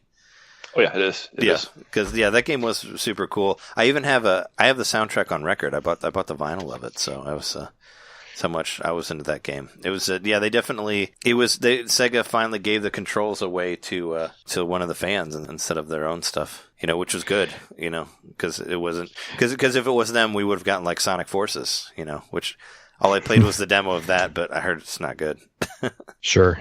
Yeah, no, Christian Whitehead does some really great work on his other stuff too. Is that the guy who did Sonic Mania? Yeah, well, other people, but he was the guy that headlined it. He first came on my radar when he did like the Xbox 360 and PS3 port of Sonic CD, which was just like perfect. Oh, nice. Yeah, that game's Sonic CD is probably my favorite 2D Sonic, other than Sonic Mania. So yeah, I agree. Cool. I agree. Yeah, it's very good. I did right before Sonic Mania came out. We did like a video. Jeremy and I did like a bunch of Sonic videos. I did like 7 days of Sonic, and I played like Sonic 1, 2, and 3, and Sonic Adventure 2, and like Sonic Heroes, and Sonic R, and like a bunch of other shit. And Sonic CD was my favorite coming out of that. It was the one that I enjoyed playing the most. And I like Sonic 1. You know, I never really had a Genesis for that long, and those games aren't necessarily I mean, they're hard, they're not the easiest games in the world. So especially when you're playing without like save states or anything like that, it's really easy to get a game over, especially in Sonic 1. I mean, if you don't collect continues, which I found out how to do later, it's a whole other complexity to it. I agree with all that. The game. Sonic 2 was always the game for me. It was the first one that I had. But my complaint about Sonic CD is that I like the game. I think the level design gets to be very convoluted and confusing at times. Like, I don't know where I'm going sometimes. And then all of a sudden you're running and then it flashes and you're in the past for some reason. And it just kind of goes all over the place. But I do like the game. Well, it's only when you have there's like that sparkle on you when you're running that you'll like time travel. Time travel is basically you kind of have to figure out, because the first time I played it, I kind of felt like that too. But you have to kind of figure out, or you can just stop when that happens and then you won't time travel. But sometimes you need to. I felt like there was. I like Sonic Mania too. I did get a little bit of that feeling in some of the levels where I just felt like I was getting bounced around all over the place, and I would have appreciated more of a little bit more of a linear level. It's like I felt like I knew what I was doing or where I was going. But overall, yeah, I think they nailed it on the head with Sonic Mania. One negative thing that I would say about Sonic Mania, and this is like kind of more of a praise than a critique, but I really wish that the whole game was original, and then it didn't pull levels from the original Sonic games. That's what I think. Because the original levels were so good that I kind of wish they... And I mean, it's cool to like call back on original levels, but I felt like they just kind of should have done the whole new thing in the style. You don't necessarily need to have full games that were in the original game. You know what I mean? Or like full levels. Or maybe it could have been something where like, the game is... retread of the old levels, but then you beat it, and then all of a sudden it opens up this whole new thing that you didn't even know about, and it's brand new levels after that. Yeah, you have a little bit of the appreciation of the old levels, and then all the new stuff after that. Well, and it's not exactly the old levels either, because they expand on those levels. It's like it's like a quarter of the level is the old level, and then 3/4 of levels new stuff that has made it bigger and more complex. So well, I was basically looking at those water levels. Like I started a hashtag called Water Free Sonic while I was doing my my 7 days of Sonic, and I really feel like water has no place in Sonic games. And the Hydro City I was stuck on for a very long time, and they even put that same dumb boss from Sonic 3 in there that was a water boss. So I was kind of like, come on, guys. We don't need Sonic and we don't need water in Sonic unless he's just running on it. That's fine. But actually being in it, I always kind of hated those levels. Sonic Mania has one of the best boss levels I've seen all year. Probably the best. Oh yeah, you know what I'm talking about. Well, yeah. It's kind of spoilery, but it's pretty early in the game. I know all of us know what he's saying. We all right? know it. If you don't want to know it, fast forward 45 seconds. Yeah, 2 seconds. Puyo Puyo. Yeah, Puyo Puyo. Dr. Robotic Speed Beat Machine makes an appearance, and it's hilarious. I loved it. Have you guys all played all the way through the game, like to the end? I stalled out at Oil Ocean Zone against the giant octopus. That's where I kicked off. Yeah, I kind of burned out in Hydro City. I'm in the metal, that's the metal one. The one where I burned metal out too, something. It's the one after Hydro City, or like 2 after Hydro City, I think. I was just going to ask, do they ever do any sort of reference to Sonic Spinball? I kind of really wish that they would. That there was some sort of weird pinball. I was hoping so, but I didn't see it. I haven't made it to the end yet, so. Well, hopefully it's in there. I don't know. I haven't. Yeah, we'll have to check that out. And then Sonic 3D Blast, hopefully. And I'm also glad that you put Mario plus Rabbids on your list, because that one's on my list too. That's a fun game. It's so well. I've never played any of the XCOM games. Everyone says it's XCOM with Mario and cute, right? And not as brutally hard as XCOM. Well, not as XCOM, much like Fire Emblem, has permadeath, and I love XCOM 1. I played it a lot on PS3, but it's one of those games that where you can kind of screw yourself. Like if you keep saving, and you don't have enough guys, you'll get to the point where you can't go on anymore, and you have to start the whole game over again. That's what I don't don't like about those games, like the turn-based stuff like Fire Emblem and XCOM, is that if you don't do every level a certain way, you can kind of fuck yourself over in the end, and you have to restart the whole thing. And Mario plus Rabbids is not like that. It's actually a lighter way of doing it, where you can die and come out with one person, and you won't lose those characters. So that's kind of what I liked more about it. Was that it was a little bit lighter on the hardness. And I love both those games, the Fire Emblem stuff and the XCOM. It's not as hard to get stuck in the middle, is what I'm saying. I could go back and grind a bit and come back, and I was able to progress. Right. Well, as one who's not familiar with XCOM. I love the mechanics of the game. I love the strategy element, but the thing is just so cute. It's beautiful graphics. I mean, some of the best graphics on the Switch, and lush, gorgeous environments and cute characters, good, bad, good guy, bad guy, cute characters. The Rabbids are, I get why some people would hate them, but I love them. They're adorable little bastards. You know what I mean? Yeah. They're fine in this. Sorry, go ahead. Finish what you're saying. They remind me of the Minions. Yeah, I think. I thought they were incredibly annoying, like in the early Wii days. When they had like the mini games and all that. But okay, I don't think they're that bad. I don't think they're as bad in this game in Mario Plus Rabbids. They're kind of just there. It's not to point. I don't think they scream as much. They do kind of, but not to the point to where it drives me crazy. Mm-hmm. That's my thoughts on it. But I started playing it. I played it a lot when it came out, and then I got kind of stuck in the second level, so I took a break for a minute. But I've started playing it again, and I've been playing it a lot, and I'm like, man, this game's really good. Like, I'm glad I returned to it. Because I wanted to cover all the games, make sure, and it ended up making my list. Cool, for sure. Is there any? Did you want to say more about anything else you had on your list? Well, okay, I'm going to hold myself to just two more. I want to say something about Doom, and I want to say something about ARMS. Sure. Well, so Doom, I had my first exposure to Doom was the PC version, and my PC is one that can run the game in 4K Ultra Nightmare at almost 50 frames or almost 60 frames a second. So 55, 57 frames a second.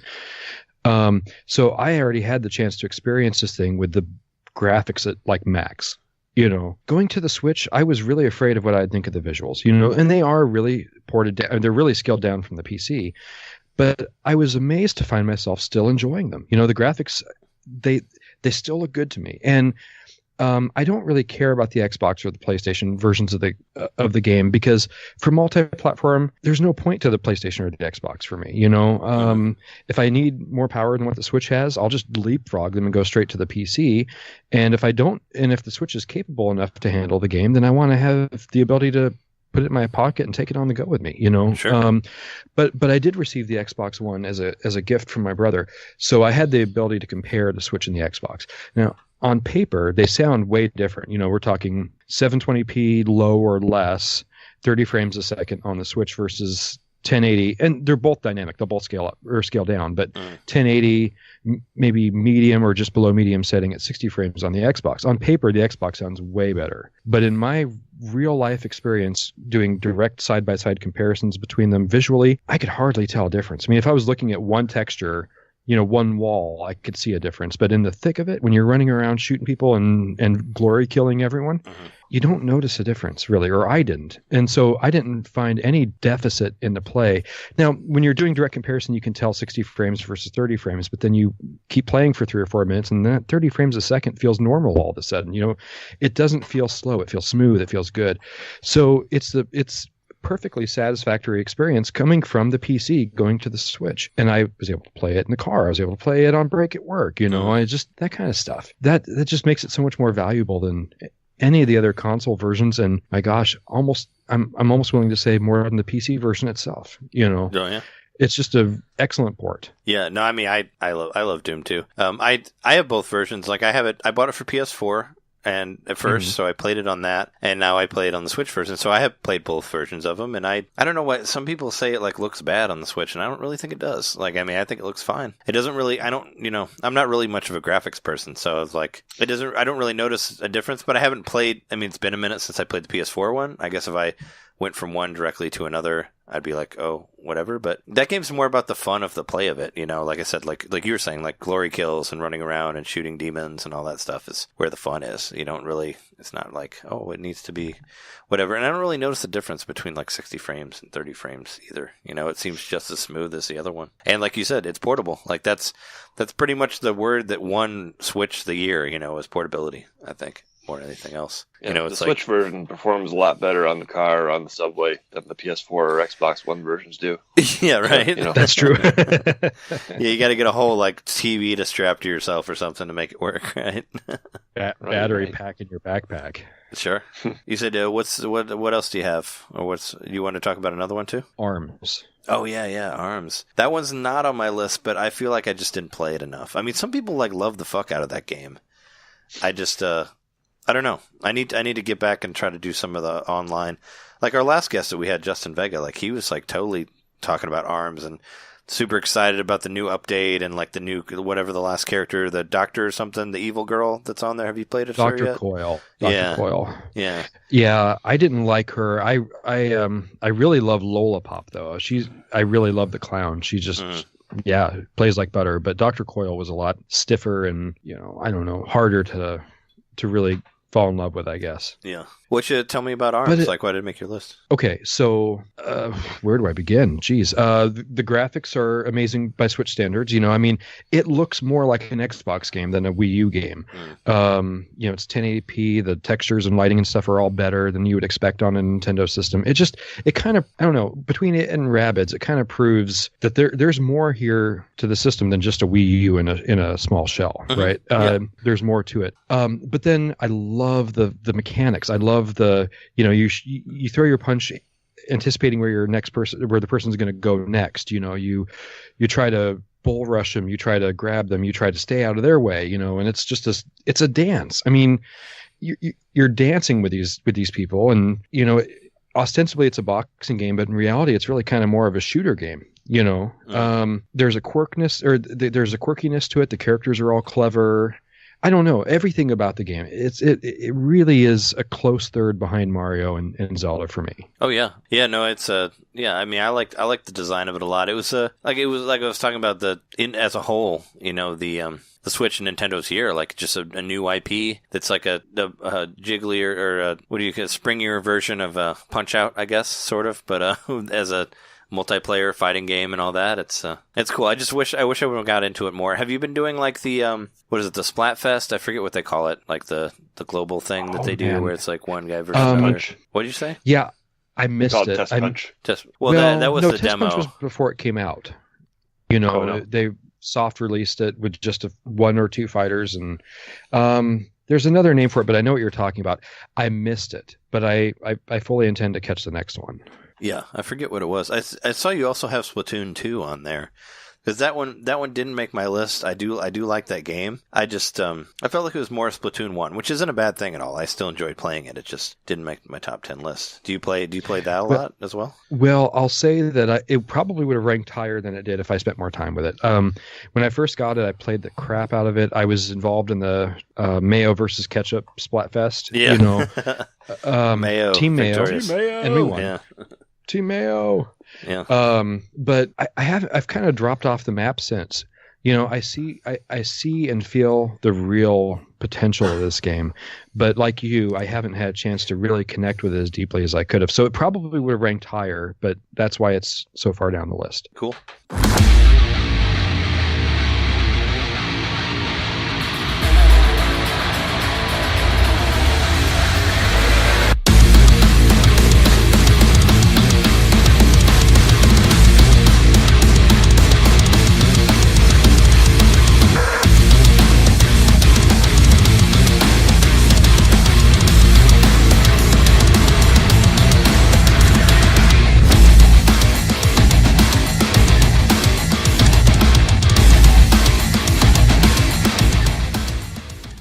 To go next. I can bust out. Yeah, go ahead, John. All right, so I got Super Mario Versus at number 10. Okay.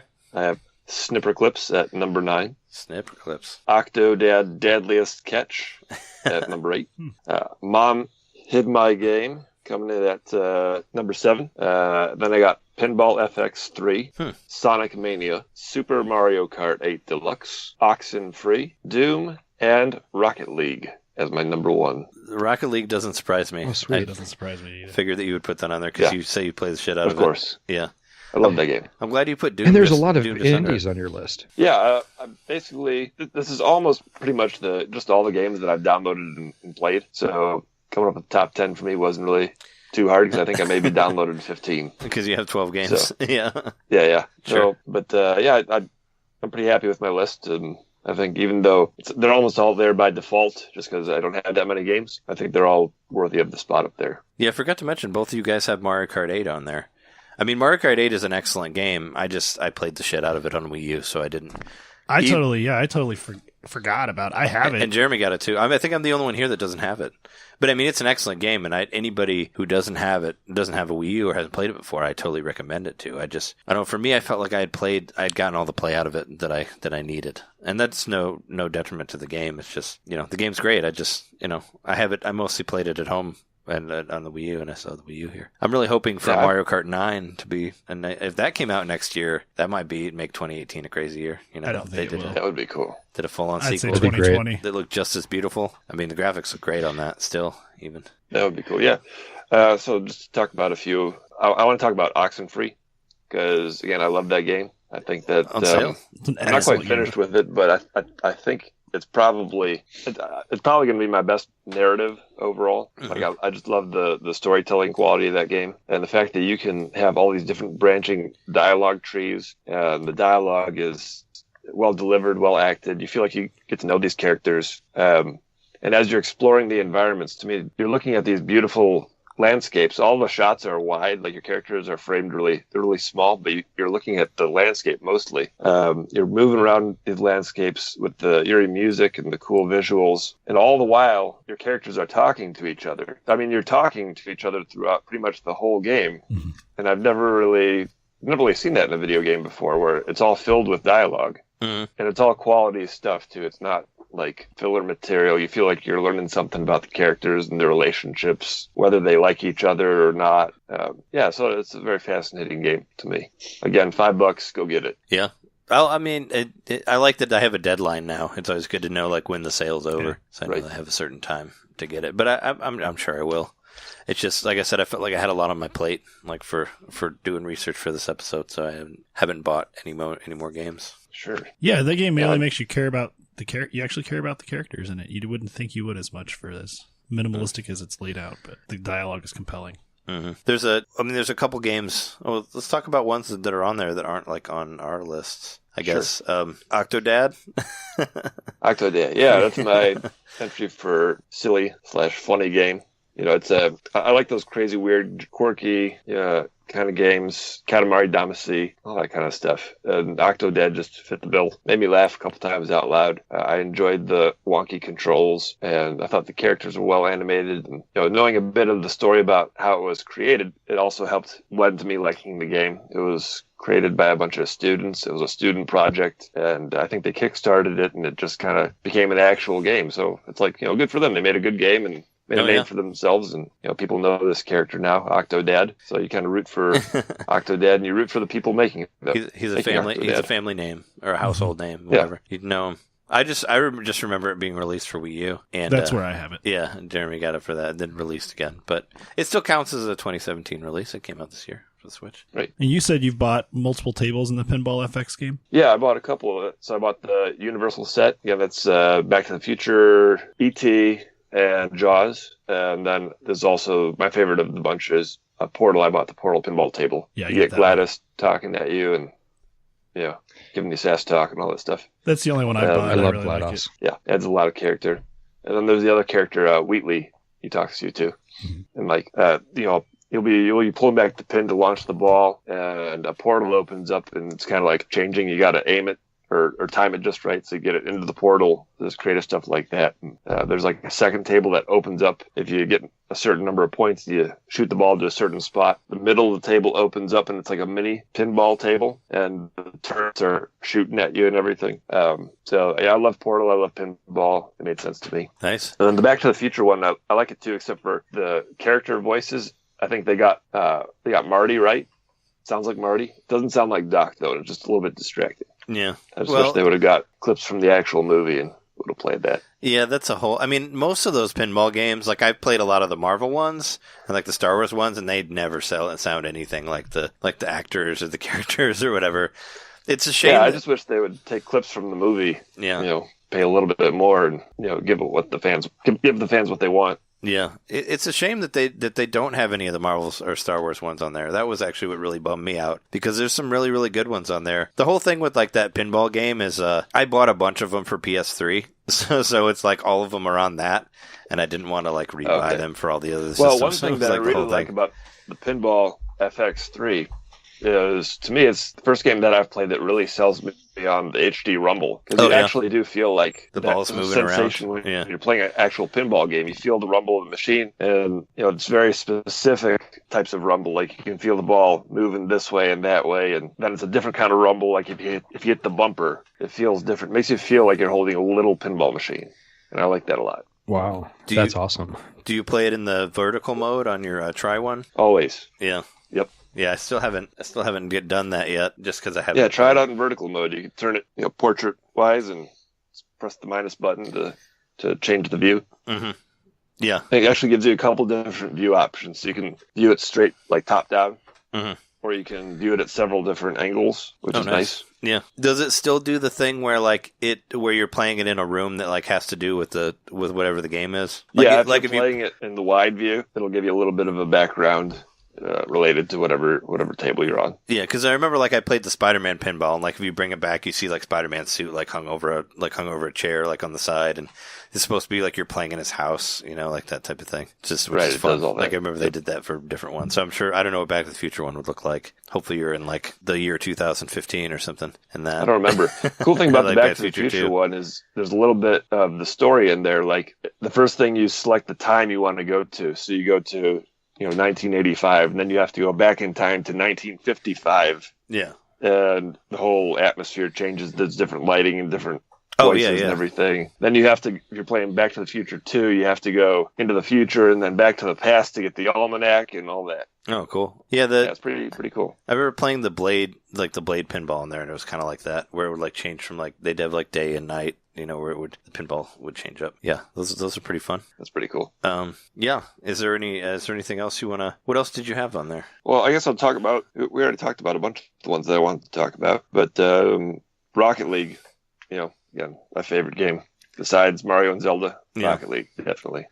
I played Rocket League for the first time today in 2018, so it can't count for my game of the year because I didn't play it last year. But you can put it in your 2018 list. Yeah. I mean, if I'm still playing it next year. I mean, I'm not very good at it, but I get it. Like Jeremy and I, we played we played some 2v2 online, but local, so we were doing that, and we got our asses beat by these last guys that can really really play.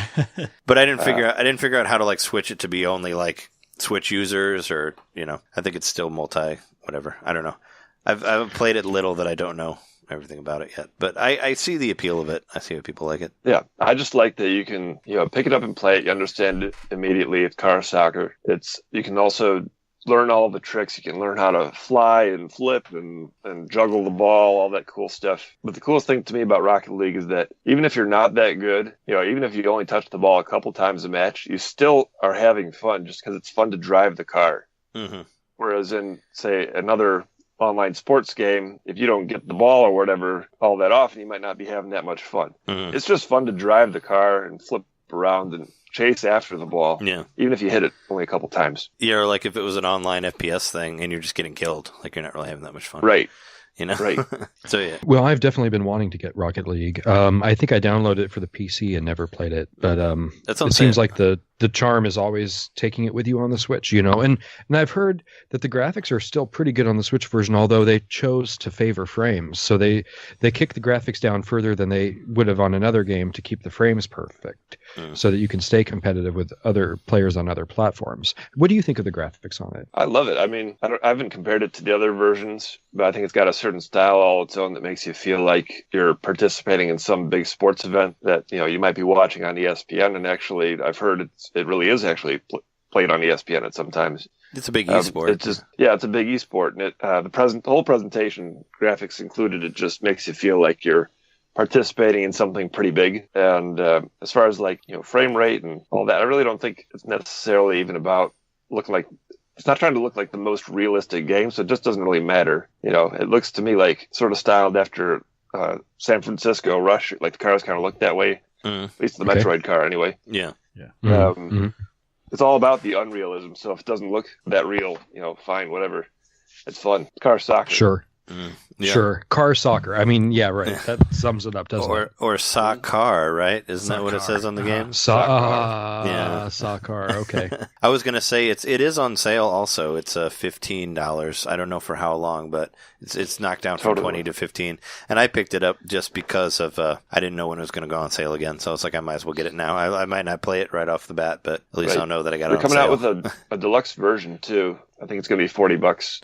A physical release. Well, there's a lot. I don't know what all that entails, but I looked at. There's a lot of cars you can buy. Like I mean, there's a lot of add-ons. Like there's a Back to the Future add-on. There's like a Fast and Furious add-on. Like there's a bunch of microtransactions and shit in there, which you don't necessarily have to do. It's all cosmetic, but if you want to have a specific type of car, and there are some cool looking cars in there. So I was looking at it, I was like, but all of them, you got to buy all of them. So, but you unlock stuff too as you play it. First online match, get that Metroid card, and never pick any other card. Yeah. Cheers. Is that how you get the Metroid card? From winning online? How you get it. Yep. Okay. We won a 2v2 and I didn't get it. Maybe I need to do it. I think it's from winning your first online match. So go online and we were online. Beat somebody. Were you? Yeah. I don't know. Maybe I got it wrong, but I got it like within an hour of getting the game. Oh, okay. Maybe I just haven't seen. Maybe I haven't looked yet. I don't know. Because the Mario one's automatically in there. I know that. Right. Yeah. Cool. Yeah, definitely. I figured that would be your number one game, just because you play it more than anything else. But it's one of those games that keeps. Number one aside from the two big ones that we talked about earlier. Right. All right. Is there anything else that you want to say about your list? No, that's about it. I'm good. Okay. Breathing underwater. Can't let you go now.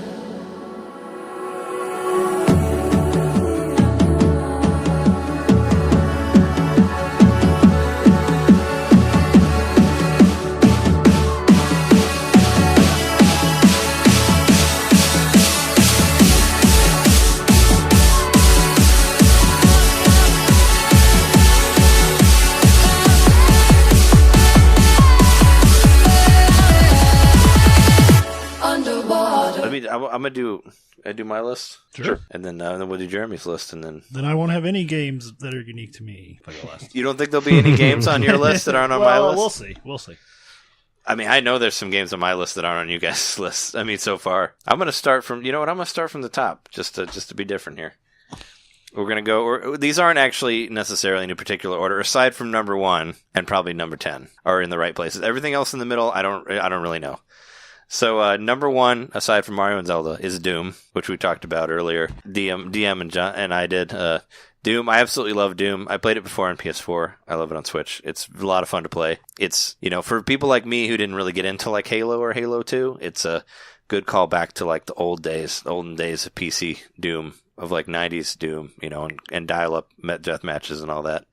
Reminds me of that stuff. So even though there's jumping in it now, and Doom never had jumping, but I'll allow it for this game. But yeah, no, this game's a lot of fun to play. And I hope that people start playing it online again because it was fun. I was talking to a guy, a friend of my girlfriend's at the theater, and he was playing Doom on Xbox, and he's like, I didn't do the multiplayer because nobody's on there. And I was like, oh, well, but everybody was on the Nintendo one. But I didn't know that they weren't today. But, I was like, oh, well, people are still playing it over here, because I guess a lot of people bypassed it because of I don't know, probably because PlayStation Plus, or because you had to pay extra, or like maybe just nobody's playing it now. I don't know. But it is fun, like when it's on there. All right, so everything else after that is kind of like sort of in there. Wonder Boy 3, The Dragon's Trap is on there. With the nice the indie release.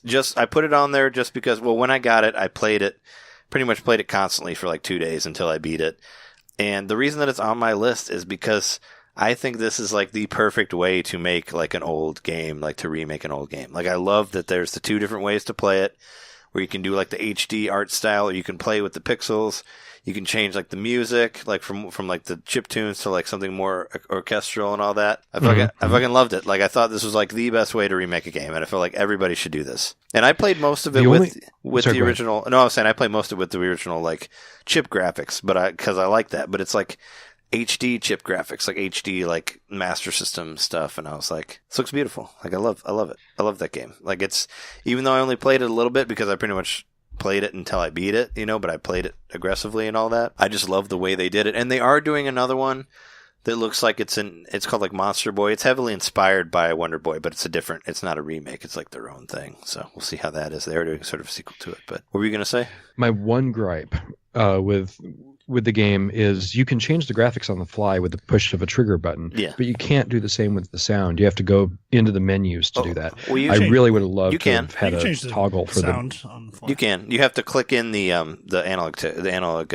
sticks to change the sound on the fly. But you can't do that. Man, I'm learning so much from this show. Yeah, yeah, you can do that. You have because I thought that too, that you had to do it in the menu. But no, if you like, it's either the left or the right one. But yeah, you click it in and it'll change on the fly. Oh, perfect. Yeah, I think that was one of my first tweets from the Switch was a picture of of the graphics, like half new graphics, half old graphics, and I said I'm stuck between two worlds or something like that. I thought it was a funny tweet, but it was one of the first things I think I tweeted off the Switch when I first got it. Because I didn't have Zelda for it, so it was I was just kind of trying to grab whatever game I could, out of that. But that game was great. I really liked it a lot. I really hope they do more.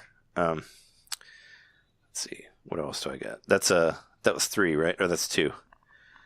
So, Metroid Samus Returns, we talked about that. That one's on there, of course. Yep. Golf Story, nobody's mentioned that one yet, but that's a fun. I know Jeremy will. It's definitely on my list. Yeah, that's a super fun game. Very heavily influenced by Mario Golf but in one RPG fashion, that type of thing. Mario plus Rabbids was on there. I talked to you about that, John. That's a super super fun game. I put Mario Party Top 100 on there on 3DS, which was probably the last 3DS game that I bought, because it's a one cart play, and I'm a huge Mario Party fan, so it felt like a gift to big fans, like a love letter to the guys who played Mario Party for years. So there's games in there from all 10 of them, and I play it with Jess, I play it with me and Jeremy played it last night. It's a lot of fun to play. You can attest. I really liked it. Yeah, that's the longest I've played my 3DS in quite a while. Because what, for an hour for Mario Party? Yeah, but it was great. I was having a good time, and it's the way I always wanted portable Mario Party to be. Yeah. Without, like you said, there's no online. I'll say next thing we need is online. But if there was an online, if I could play Mario Party online with my friends, and we could be talking, and we don't have to be in the same room, but we can still be joking and drinking and having a good time. That would be perfect. Yeah. It's fun. It's a good game. I like it. It's a shame that there's only one board on it, but the board's totally fun to play. And I like some of the new aspects where you can roll, where you can all you guys can go at the same time, and they changed up the way the multiplayer games go a little bit, but it's fun. It's a game I keep coming back to, so I felt like it had to be on my list because I played it I don't know how many times. It's just a good one to go and have fun with, And I'm a huge fan of those games. What else? I also had Ever Oasis on there for 3DS. I don't know if you played that game. That was done by the guy who did Saga, the Final Fantasy Legend games on Game Boy Advance, and Secret of Mana also. He did, there was a solo original thing with Nintendo, and it was basically kind of like a mixture of Animal Crossing and Legend of Zelda, which is always what I wanted in a game where I can, do social aspects in town or go out and go to a dungeon if I get tired of that, and it had a nice balance of it, and it was a lot of fun to play. It was also on my list. Where am I at there? Is that 5? I think so. So also I have the Mummy Demastered, a Way Forward joint. It's another indie, which is probably the best way to, it's like when life gives you lemons, you make lemonade. It's the best way to make something great out of a terrible, terrible movie, which I haven't seen, but hope to never see ever. But it's basically an excuse to let Way Forward make a Castlevania game. It's like the most non-Metroid Metroid game on the Switch. It's like the most Metroid or Metvania thing on there. And I love it. There's monsters on it. It's kind of like Contra meets Metvania, I guess, because you have guns, but you unlock new guns, and you get more hearts and stuff like that. The bosses are really fun. The music's really good on that one too. Check out the soundtrack for that, and the graphics I think look great. Looks like a roided out Super Nintendo, pretty much. So Controidvania. Have we just coined a new phrase in the gaming industry? Yes, Controidvania. I love it. I'm gonna use that. I'll Sounds better than Metra. Make it a turn. Well, I never liked Metroidvania because it's why does Metroid have the whole thing and not? So I would call it Metvania, and I was trying to get that to catch on, but I like Controidvania. That'll be a Controidvania. What I say for Mummy Demastered. That one's on sale too. I don't know for how much because I already got it. Yeah, right. It'd be great. I like Controidvania Kazooie. Controidvania Kazooie with Becky. With Becky. Yeah, plus cats. Yeah, it's a fun game. It's a very fun game to play, and I like horror games. It's if you have that itch for playing like a Super Metroid ish game, it definitely has that. I read a review about it with some guy being like, these graphics suck, like in the comments. And it's like, other dude was like, when did you not play any like Super Nintendo era games? Like what's wrong with the graphics here? Is it He's probably born in 1998 or something. Yeah, probably. But yeah, that one was, I had a blast to play. That one's hard as hell too, because when you die, you turn into a zombie version of yourself, and you have to go back and fight yourself to get all your weapons back. So they do their own like sort of Dark Souls thing in there to make it extra difficult. So you got to stay on your toes in that game. But in the end, I thought it was a lot of fun to play. You just like you gotta be serious, no fucking around, because you might actually die and have to come back and fight the zombie version of yourself. And if you die again, there'll be another version of you. So it may end up with there being like 4 zombie versions of yourself. So they don't despawn if you die twice? No, then there's 2 of them. You can ultimately get all your stuff back if you set your mind to it. Yeah, I mean, if you die a third time, do you have to watch the entirety of the Mummy movie? Oh, God. That would be awful. Yeah, in slow motion. They make it slower. And Tom Cruise does a commentary for it. No, I don't know. And thankfully, Tom Cruise isn't in this game either. There's just Russell Crowe's like a sort of a Navi to you. He doesn't say listen. He just will tell you some things every once in a while. Be like, here, go here. That's about all you see. Now I want Russell Crowe to play Navi in the Legend of the Zelda movie. That'd be perfect. He should be on the Netflix show. Gilbert Gottfried is Navi. Yeah, I'm not even gonna try. I'm tempted to, but I'm not even gonna try to do his voice. So that's 6, right? Sorry, my list is completely out of order. Actually, I think I did 8. Yeah, because I did Golf Story and Doom and Metroid and Never Oasis and Wonder Boy. Yeah, and Mario Plus Rabbids. So, okay, my last 2 I have is Sonic Mania, which we talked about before, because that game's a lot of fun to play. And my number 10 is Star Fox 2 for the Super Nintendo Classic. I had to put it on there. It may not be the greatest game in the world, but I was so happy that I got to play an old Super Nintendo game new when it came out, and that just blew my mind, because I love the Super Nintendo and I got to play a new game of it now in 2017. I mean, what's cooler than that? It only took like 21 years from the time you thought you would get to play it. Yeah, right. I didn't even know it was a thing for that long. I just kept checking GamePro magazine every month for the last 21 years. Yeah, right. Even those years when they weren't coming there. Soon. Even GamePro, even though GamePro's probably been gone for the past like 5 years. But yeah, that's my list. I really wanted Xenoblade Chronicles to be on there, Xenoblade Chronicles 2, but I feel like I haven't played enough of it. Like I've put I don't know, maybe 20 hours into it, and I feel like I barely cracked the surface. And it coming out so close to the end of the year, I didn't feel like I had enough time to give it a chance for my top 10. That was the one that kind of like was on the verge of being in there for me. And I love the art style. I just haven't fully gotten into the battle system yet, because I kind of got stuck on a boss. So that's where that one is for me. But that's my list. That's what that game is. Yeah. I mean, I like it. I mean, you get to a certain point and you realize, oh, I have to grind, or I have to actually figure out what I'm doing is usually more the case, but grinding helps. Yeah. Yeah, fairly. It's one of those things where it's like, if you don't know the battle system, well, you're going to get fucked. So I had to step out for an unscheduled bio break, so I missed like your last 2 or 3 games on the list. Which ones were they? Oh, okay. I was surprised you didn't say anything about that last one. No, that'd be why. My last 2 games were Sonic Mania, which we talked about, and Star Fox 2 for the Super Nintendo Classic. Oh yeah. I hope I get a chance to play that, but it sounds like a lot of that stuff got reused in Star Fox 64. So I think for a lot of us, it's going to be kind of like retroactively seeing the same thing. It's like, wow, I recognize this from the newer game. Oh yeah, no, it totally. Well, if you ever played Star Fox Command on the DS, it's most like that. Like that's the way it works is most like that game. But the whole reason that it's on my list is just that I love the Super Nintendo, and it was really nice to have a new Super Nintendo like now. Like 20 years later, after when it was supposed to come out, and that's what like super made me excited. It's like, oh hey, I just bought a new game for like my favorite system for like 20 years ago. This is awesome. That's why really cool. That's why I made my list. Not that it's necessarily a great game. It's just like, it's so cool. It's so cool that we live in a world where that happens, where you can buy a Super Nintendo release now that was supposed to come out like 20 years ago. And it's not like, well, Nintendo must have thought this will help us sell SNES classics, but they didn't. It didn't need to be on there to sell the SNES classic. It still would have been selling like hotcakes, but it just brought it up to a fever pitch of, if you were on the fence about buying it, well, guess what? This is the only way you can buy this game. Yeah. You're buying an official release of Star Fox 2 from Nintendo if you get this console. Mm-hmm. Yeah, and it was a great goodwill move for the fans. Yeah. like people who've been hearing about this game, sort of in whispers in the wind, oh, there's a Star Fox 2. And then they finally just did it. That was really unexpected. And I think everybody who's a true Nintendo fan thought, wow, that's really cool. And honestly, it pissed me off a little bit at first, but it just in that way of like, God damn it, now I have to buy this thing. Now I have to start stressing about whether or not I'm going to be able to get a hold of it and whether or not Nintendo's going to flub its release like they did so many other things. They played you like a fiddle. Oh, they played me like a fiddle. And I knew it, and that's why I was mad.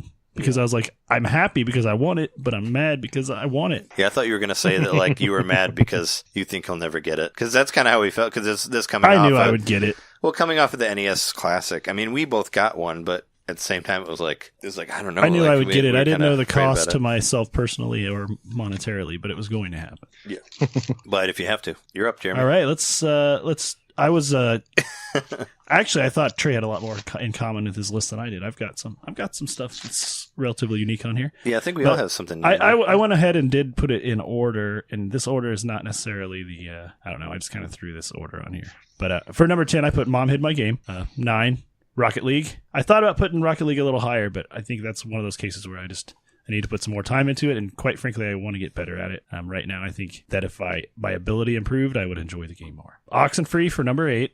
I'm with John that I think that's just a fantastic narrative, and Trey and I were joking about Metal Gear Solid a little bit today, and all the like cutscenes and all the dialogue in it. And this integrates the cutscenes naturally into you're moving from one place to the other, and you're having a conversation between the locations, and it's not the dialogue's not like taking it out of you or making you being like, oh god, I want to like listen to a podcast while I play this game or something. Like the dialogue's important. I mean, it's the best part of the game by far, like because you need it. And it's not just the characters, but without spoiling anything, it's all the other audio stuff that happens within the game, because the game's kind of based around, like the whole mechanic of the game is based around this radio. And you find that out at the very beginning of the game, so I'm not spoiling it for you, but just all the different weird stuff that you end up doing with the radio and the stuff you hear on it, and all those staticky ambient sounds are just fantastic. Right. The music is great in this game. It reminded me. It is. Like I was watching Stranger Things recently. It was like sort of similar kind of music to that, but it's catchy. Like I would probably put this on, just leave it on like as ambient music throughout my day. It's like very interesting and moody, and definitely brings you into the game. I love the music. I think it's notable. Oh yeah, music's fantastic. And also just kind of an aside, but I didn't realize this. I didn't know it was the guy who wrote the music for Minecraft that did the theme for Stranger Things. Oh really?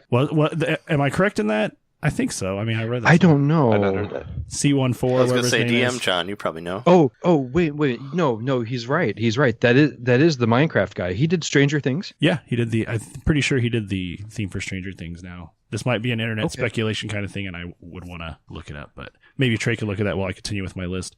Go for it. So after, what did I say? Oxenfree was my 8. 7, Sonic Mania. I love it. I never finished it. I got to, it's like the Metal Zone or Metallic Zone or something like that. It's a couple levels past the Hydra City where I was stuck, much like Trey, for a long time. But I think it's great. At the time, it was the only like side-scrolling platformer that I really had liked so far on the Switch, and it just looked great. And it was an excuse I ended up buying a Sega Genesis this year, which I didn't include in the console. I got even more consoles than I mentioned. I bought a Sega Genesis for my coworker.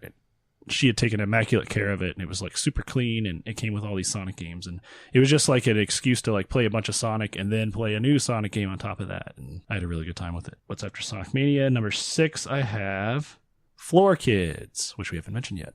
Yeah, Floor Kids is filling a void on the Switch that nothing else has for me yet. Yep. The music genre, I've always, from the moment I played Bust a Groove was the first music game I ever played back on the PlayStation 1. And the moment I played that, and then eventually I did try out Parappa and some other games, but I knew that the music game genre was for me. Like, I just freaking love it. And like, Floor Kids is no exception. Now, I don't feel like it's as regimented, and I don't know if I'm getting better at it necessarily, but I'm starting to learn like the subtle tricks of it. But it sort of kind of feels like if you hit the buttons in order, you're going to do okay. But I don't know. I like it. The music is fantastic. And I mean, the music has to be good in a music game or it sucks, right? Mm-hmm. So thank God the music's great. And the characters look great. The character design. just everything about it, just the whole aesthetic of the game is wonderful. For number 5, I did say Xenoblade. I'm not even as far into it as Trey is, but I thought I should throw it up there. It's a huge-ass RPG that came out this year in the midst of all this other great stuff, and I know that I'm eventually going to sink more time into it. I still pop it in and play it, or, load it up and play it. Yeah. Every week or two, I'll play it for a couple minutes. But I like it. It's cool. And just do 2 it's spells so and then turn freaking it deep. The combat system and just everything about it. There's so much depth to it that I feel a little overwhelmed sometimes, but I still think it's a good game. It is. I felt overwhelmed by how many games we had for the Switch.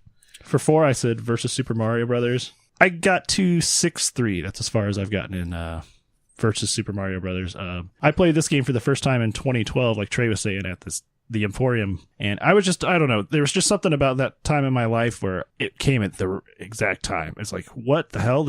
I've never played this version of Super Mario Brothers before. Like, how? I'm in my 30s. How have I never played this before? And so it just blew my mind. And the whole time I was playing it, all I could think was, God damn it, I hate this. I hate this joystick. Yeah. I wish I could play this with the control pad.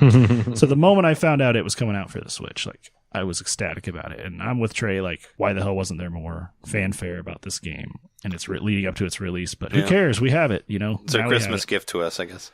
And I did like Trey. I downloaded it on the eShop, the Japanese eShop, and then it came out the day after. On the US eShop, so I ended up paying a little extra for it. I just didn't know. I didn't know when I was just excited. I was like, hey guys, it's on the Japanese eShop. Get it. Get it now. My guess is they don't want to have too much fanfare around it because they don't want to confuse people who think they're getting the original Super Mario Brothers. And then they start playing it, and then they say, oh, why is this so much harder, and why is this different? Yeah, and why can't you go to -1? Why they're kind of like, hey, this is just for the fans. The interface, just even to get into the game, is a little wonky too, and it's like whatever the engine that Hamsters built to run all these. The L and R for the it's a little strange. It also I was doing something online. I was uploading a YouTube video, and whenever I do that on my particular internet connection at home, it kind of slows everything else to a halt that's using the internet. And I was noticing I was trying to load up this game and it wouldn't load up, it would freeze. Coming to find out, it's trying to connect to the internet to do leaderboards and stuff. So you actually have to say, no, I don't want to connect online. You have to change that setting in order for it to boot right up. So after I did that, it booted right up. But that was a little strange. I thought something was wrong with the game at first, especially since I had got it from the Japanese eShop. I'm like, oh crap, what did I do wrong here? But it works now, so that's okay. But yeah, I could talk a lot about that. It's Super Mario Brothers 1, and it's a fresh take on it, and it's not the Lost Levels or whatever you want to call Super Mario Brothers 2 Japanese version. It has some common elements, but it's still its own thing completely. And I love it, and I'm so happy I have it, and I can play it with a D-pad, not a stupid-ass joystick. Yeah. Number 3, I had to originally put Wonder Boy, but then I completely forgot about Splatoon 2.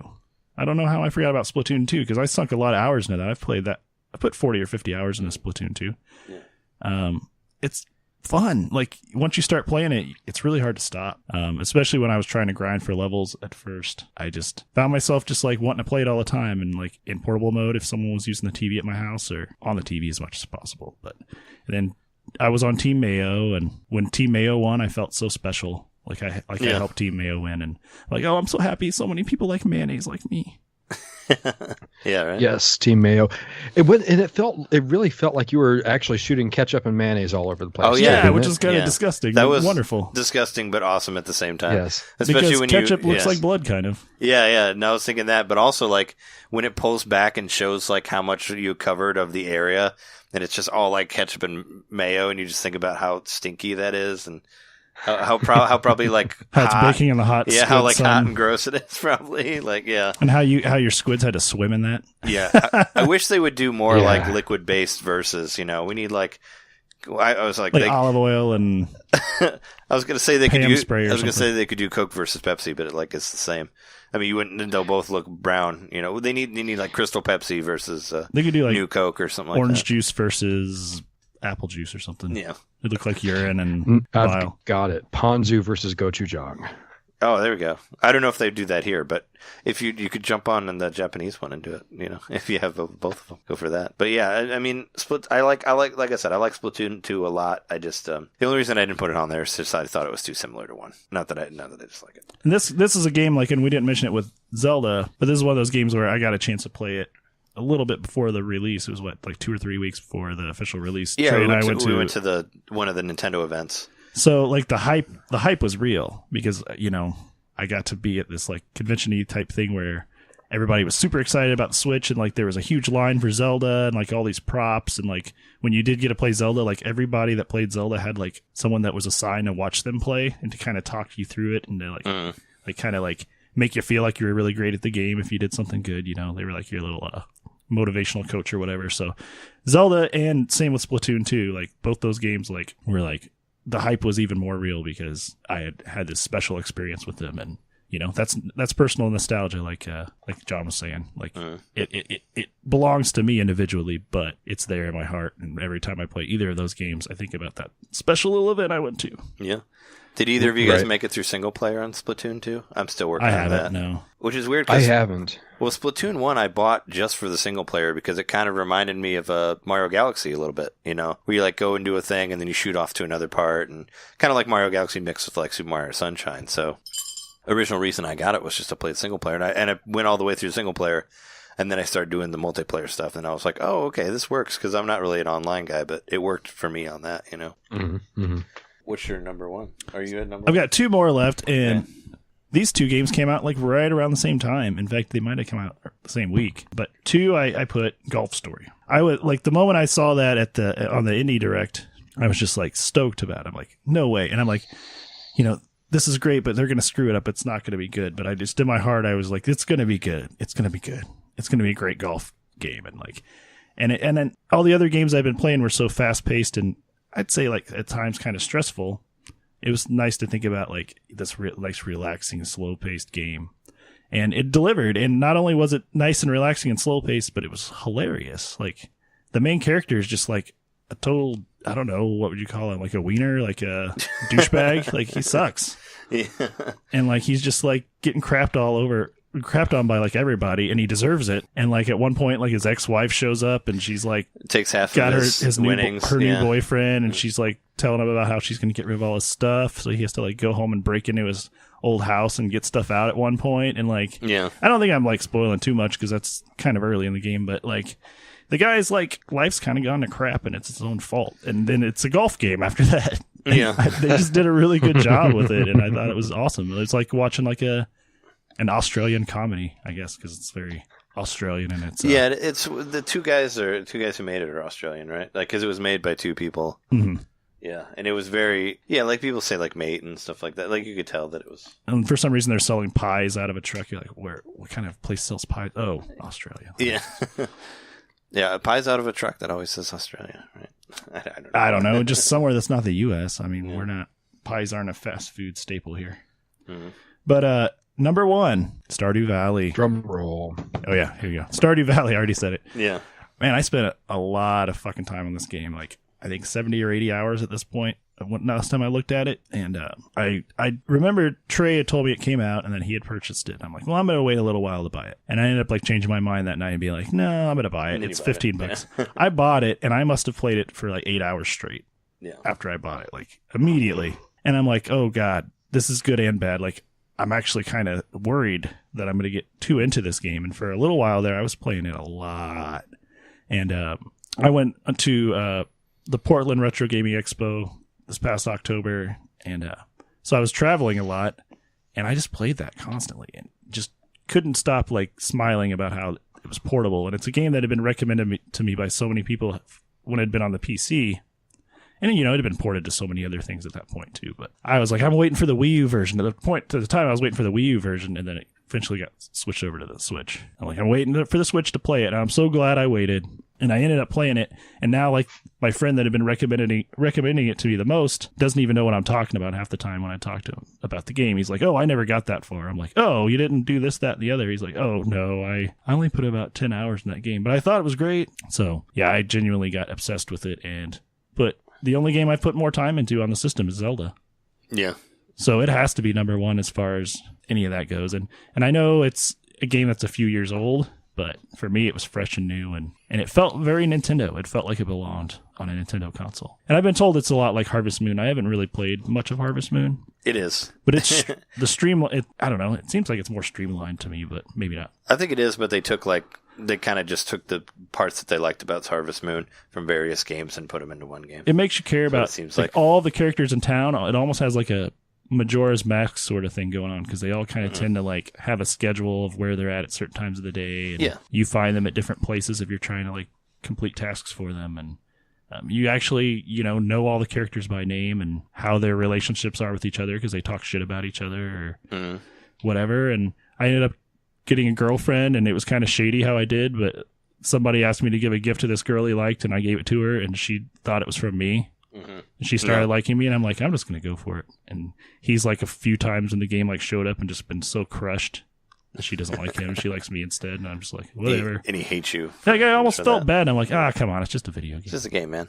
Don't worry But about now it. she's my wife, so I can't do anything about it. But yeah, Stardew Valley for number one, besides Mario and Zelda. Yeah. I mean, I might have put it above Odyssey if I were just going on pure like playtime and like, I don't know, the versatility of the whole game. Because Odyssey is just another Mario game. Yeah, it's a great Mario game, but Stardew Valley was like something I hadn't really played before. And it scratched a lot of itches that no other games, that I didn't even know I had really, that no other games had. So number one. Really wanted to virtually garden.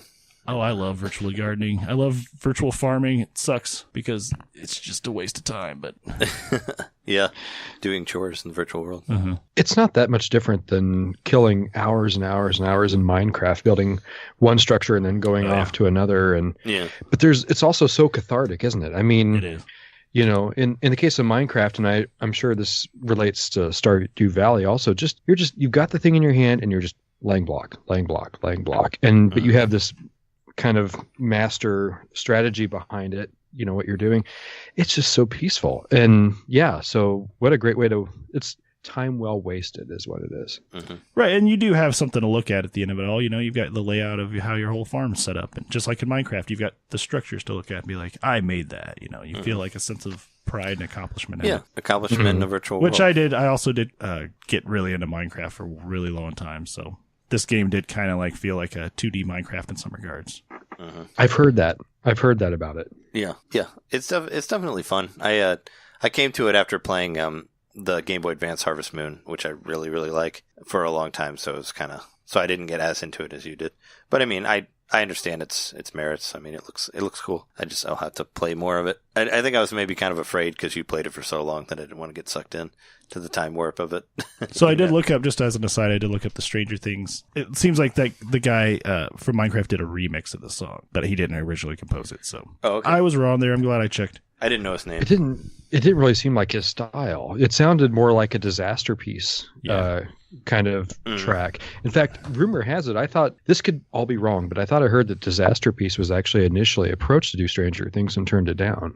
Oh, I made a joke earlier that it was actually Tangerine Dream because that intro is totally Tangerine Dream inspired. Sure. It's basically, it's supposed to be like that, the music from the 80s and 70s, like that. But right. Early 80s, yep. Yeah, but I don't know. Yeah, Disaster Piece stuff is great, though, too. So I don't know. I wouldn't be surprised. I mean, they make very good stuff. The two composers are from the synth band Survive. But yeah, you said they were originally, it might have been different composers they originally wanted to write the song.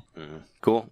Well, that's been our top 10s. Where this is probably going to end up being. Do you guys want to do so? I thought it'd be fun, maybe each of us to do like one wild prediction. What's going to happen in 2018, and then at the end of the year, we'll be like, hey, this did or did not come true. Sure. Let's all do a prediction. Well, I mean, earlier I said that I predicted Mario Kart 9 for 2018, so I think I'll stick with that one for my 2018 prediction.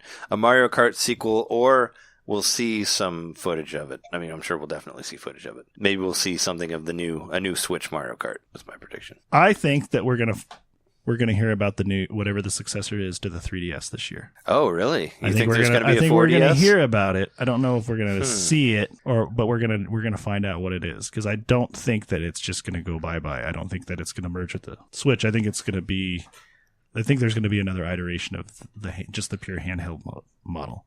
I don't know. I like the idea of like the Switch bringing like the handheld and console together into one machine for Nintendo. I don't know if I really like the idea of them being another like dedicated handheld. Well, I'm just saying. I think that I'm not saying that we're going to hear about it this year. I'm not saying that they won't do it, but I like the idea of it being like one to rule them all, or some. I think if anything, there could be continued support for the 3DS even beyond this year, just because if you want to get your kid a system, do you want to get them the $300 Switch with that nice big breakable screen, or do you want to get them the little clamshell 3DS or a 2DS for like $70? That has like thousands of games on it at this point that you can play. Right. Yeah, and you can get like catalog. You can get the Nerf foam cover for it too. So if they drop it, it bounces. Right. Well, it's a wild prediction, but it's a prediction, and I'm standing by it. Yeah. I'm not saying it that is it a won't prediction. happen. That's true. I'm not saying that it won't happen. I'm just kind of I want them to stick with one thing. I'm hoping to see a Switch Mini or it's what I'm hoping for, a smaller Switch. I hope you're lying. That's more portable. That's what I'm looking for.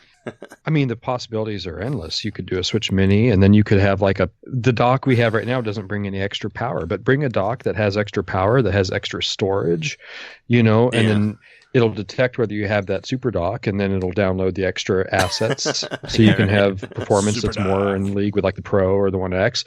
That's a far-fetched prediction, but sounds like a headache to add all that extra. Doesn't sound like something Nintendo would not do. What I thought about when we were talking about Star Fox 2 and the SNES Mini, I was like, and maybe this year the Game Boy Advance Mini comes out with Mother 3 on it, right? Woohoo. That'll be our next one. Good. I mean, we did predict the SNES Classic in last year's episode. Yeah, and when we've talked about them doing it, I really feel like they need to do like a Game Boy Mini that has a ton of Game Boy games on it. I think that would be awesome. But if they did a Game Boy Advance one, I get the feeling it'll be an N64 Mini. Yeah, that's what the general consensus is. I think it'd either be a 64 Mini or a Game Boy Mini. I mean, wouldn't it be awesome if you had like a little Game Boy that was black, that was backlit, that played like original Game Boy games on it, and you could charge it? Like, I thought that'd be great. Like the same size of like the BitBoy thing that I have, They're going to throw us a curveball, and it's going to be the GameCube Mini. Yeah. I mean, that would be crazy. It'll be the Virtual Boy Mini. It'll be like the exact same thing. You have to sit it on the tabletop, but now it's only like 3 inches tall. Even way more comfortable. The dock's the same size. Yeah. The tripod's the same size, but the device is small. If it's a Virtual Boy Mini, you should be able to actually strap it to your head instead of just leaning into it. That wouldn't be the way the original experience was, man. Yeah, right. This time they add another color. No. What John, LA, and DM, do you guys have predictions? My prediction is that we're finally going to get a great Nintendo online service. I think it's going to be up to snuff, up to speed. It's going to have achievements and all the stuff, the standard things that we expect from an online service these days. I think people are going to be happy with it. That's my prediction. Okay. That's what I hope for. I think we'll get an online service. I don't know if it'll be a great one, but I think we'll get one. Well, these are wild predictions. And it's supposed to be so much cheaper than the other ones that even if it's not up to par for as much cheaper as it is, it might still be, something that's we can be happy with. Yeah. $20 a year is a great price, so I have no problem. An amazing price. Yeah, so that's not, that's great. I mean, I'm hoping for those original NES online games that they were talking about. Or like free version of the Netflix of NES. Balloon Fight or whatever. Yeah. Well, they said that we were going to get some sort of free NES game with like one per month, like for the service and all that, and it'll have online capabilities. Like, wouldn't it be cool if we get like ice hockey, but it's online? You can play it on your Switch. It'd be fun, Mm-hmm. Why not? Mm-hmm. Okay, so my prediction is going to be that the gambit of Doom and L.A. Noire and Skyrim pays off, and we start to see maybe flood is too strong a word, but a steady stream of major third-party titles on the Switch in 2018. Yeah. That would be fantastic. Actually, I'm totally with you on that too. Like, I'm pretty sure, because I think Doom did well enough, and I'm sure that I'm pretty sure Skyrim did, and L.A. Noire I'm sure did, and that's what I'm afraid of. I mean, I like seeing ports of other things like being portable now, but I just don't want it to be all that. Like, I want it to still be original stuff as well. But I definitely see that in the pipeline for 2018. We're going to see a lot of, because I think people have realized that there's money on the Switch, and they're like, like, what do we have that's already done that we can put on there? I would like to see some more stuff from Capcom. I know they're doing that 12-game Street Fighter thing, which looks fucking awesome. But they got a lot of shit. How about some Resident Evil stuff aside from Revelations, which is great, by the way. It almost made my list, but it didn't quite. There was a rumor that broke today that Grand Theft Auto 5 is going to be announced at the next Nintendo Direct.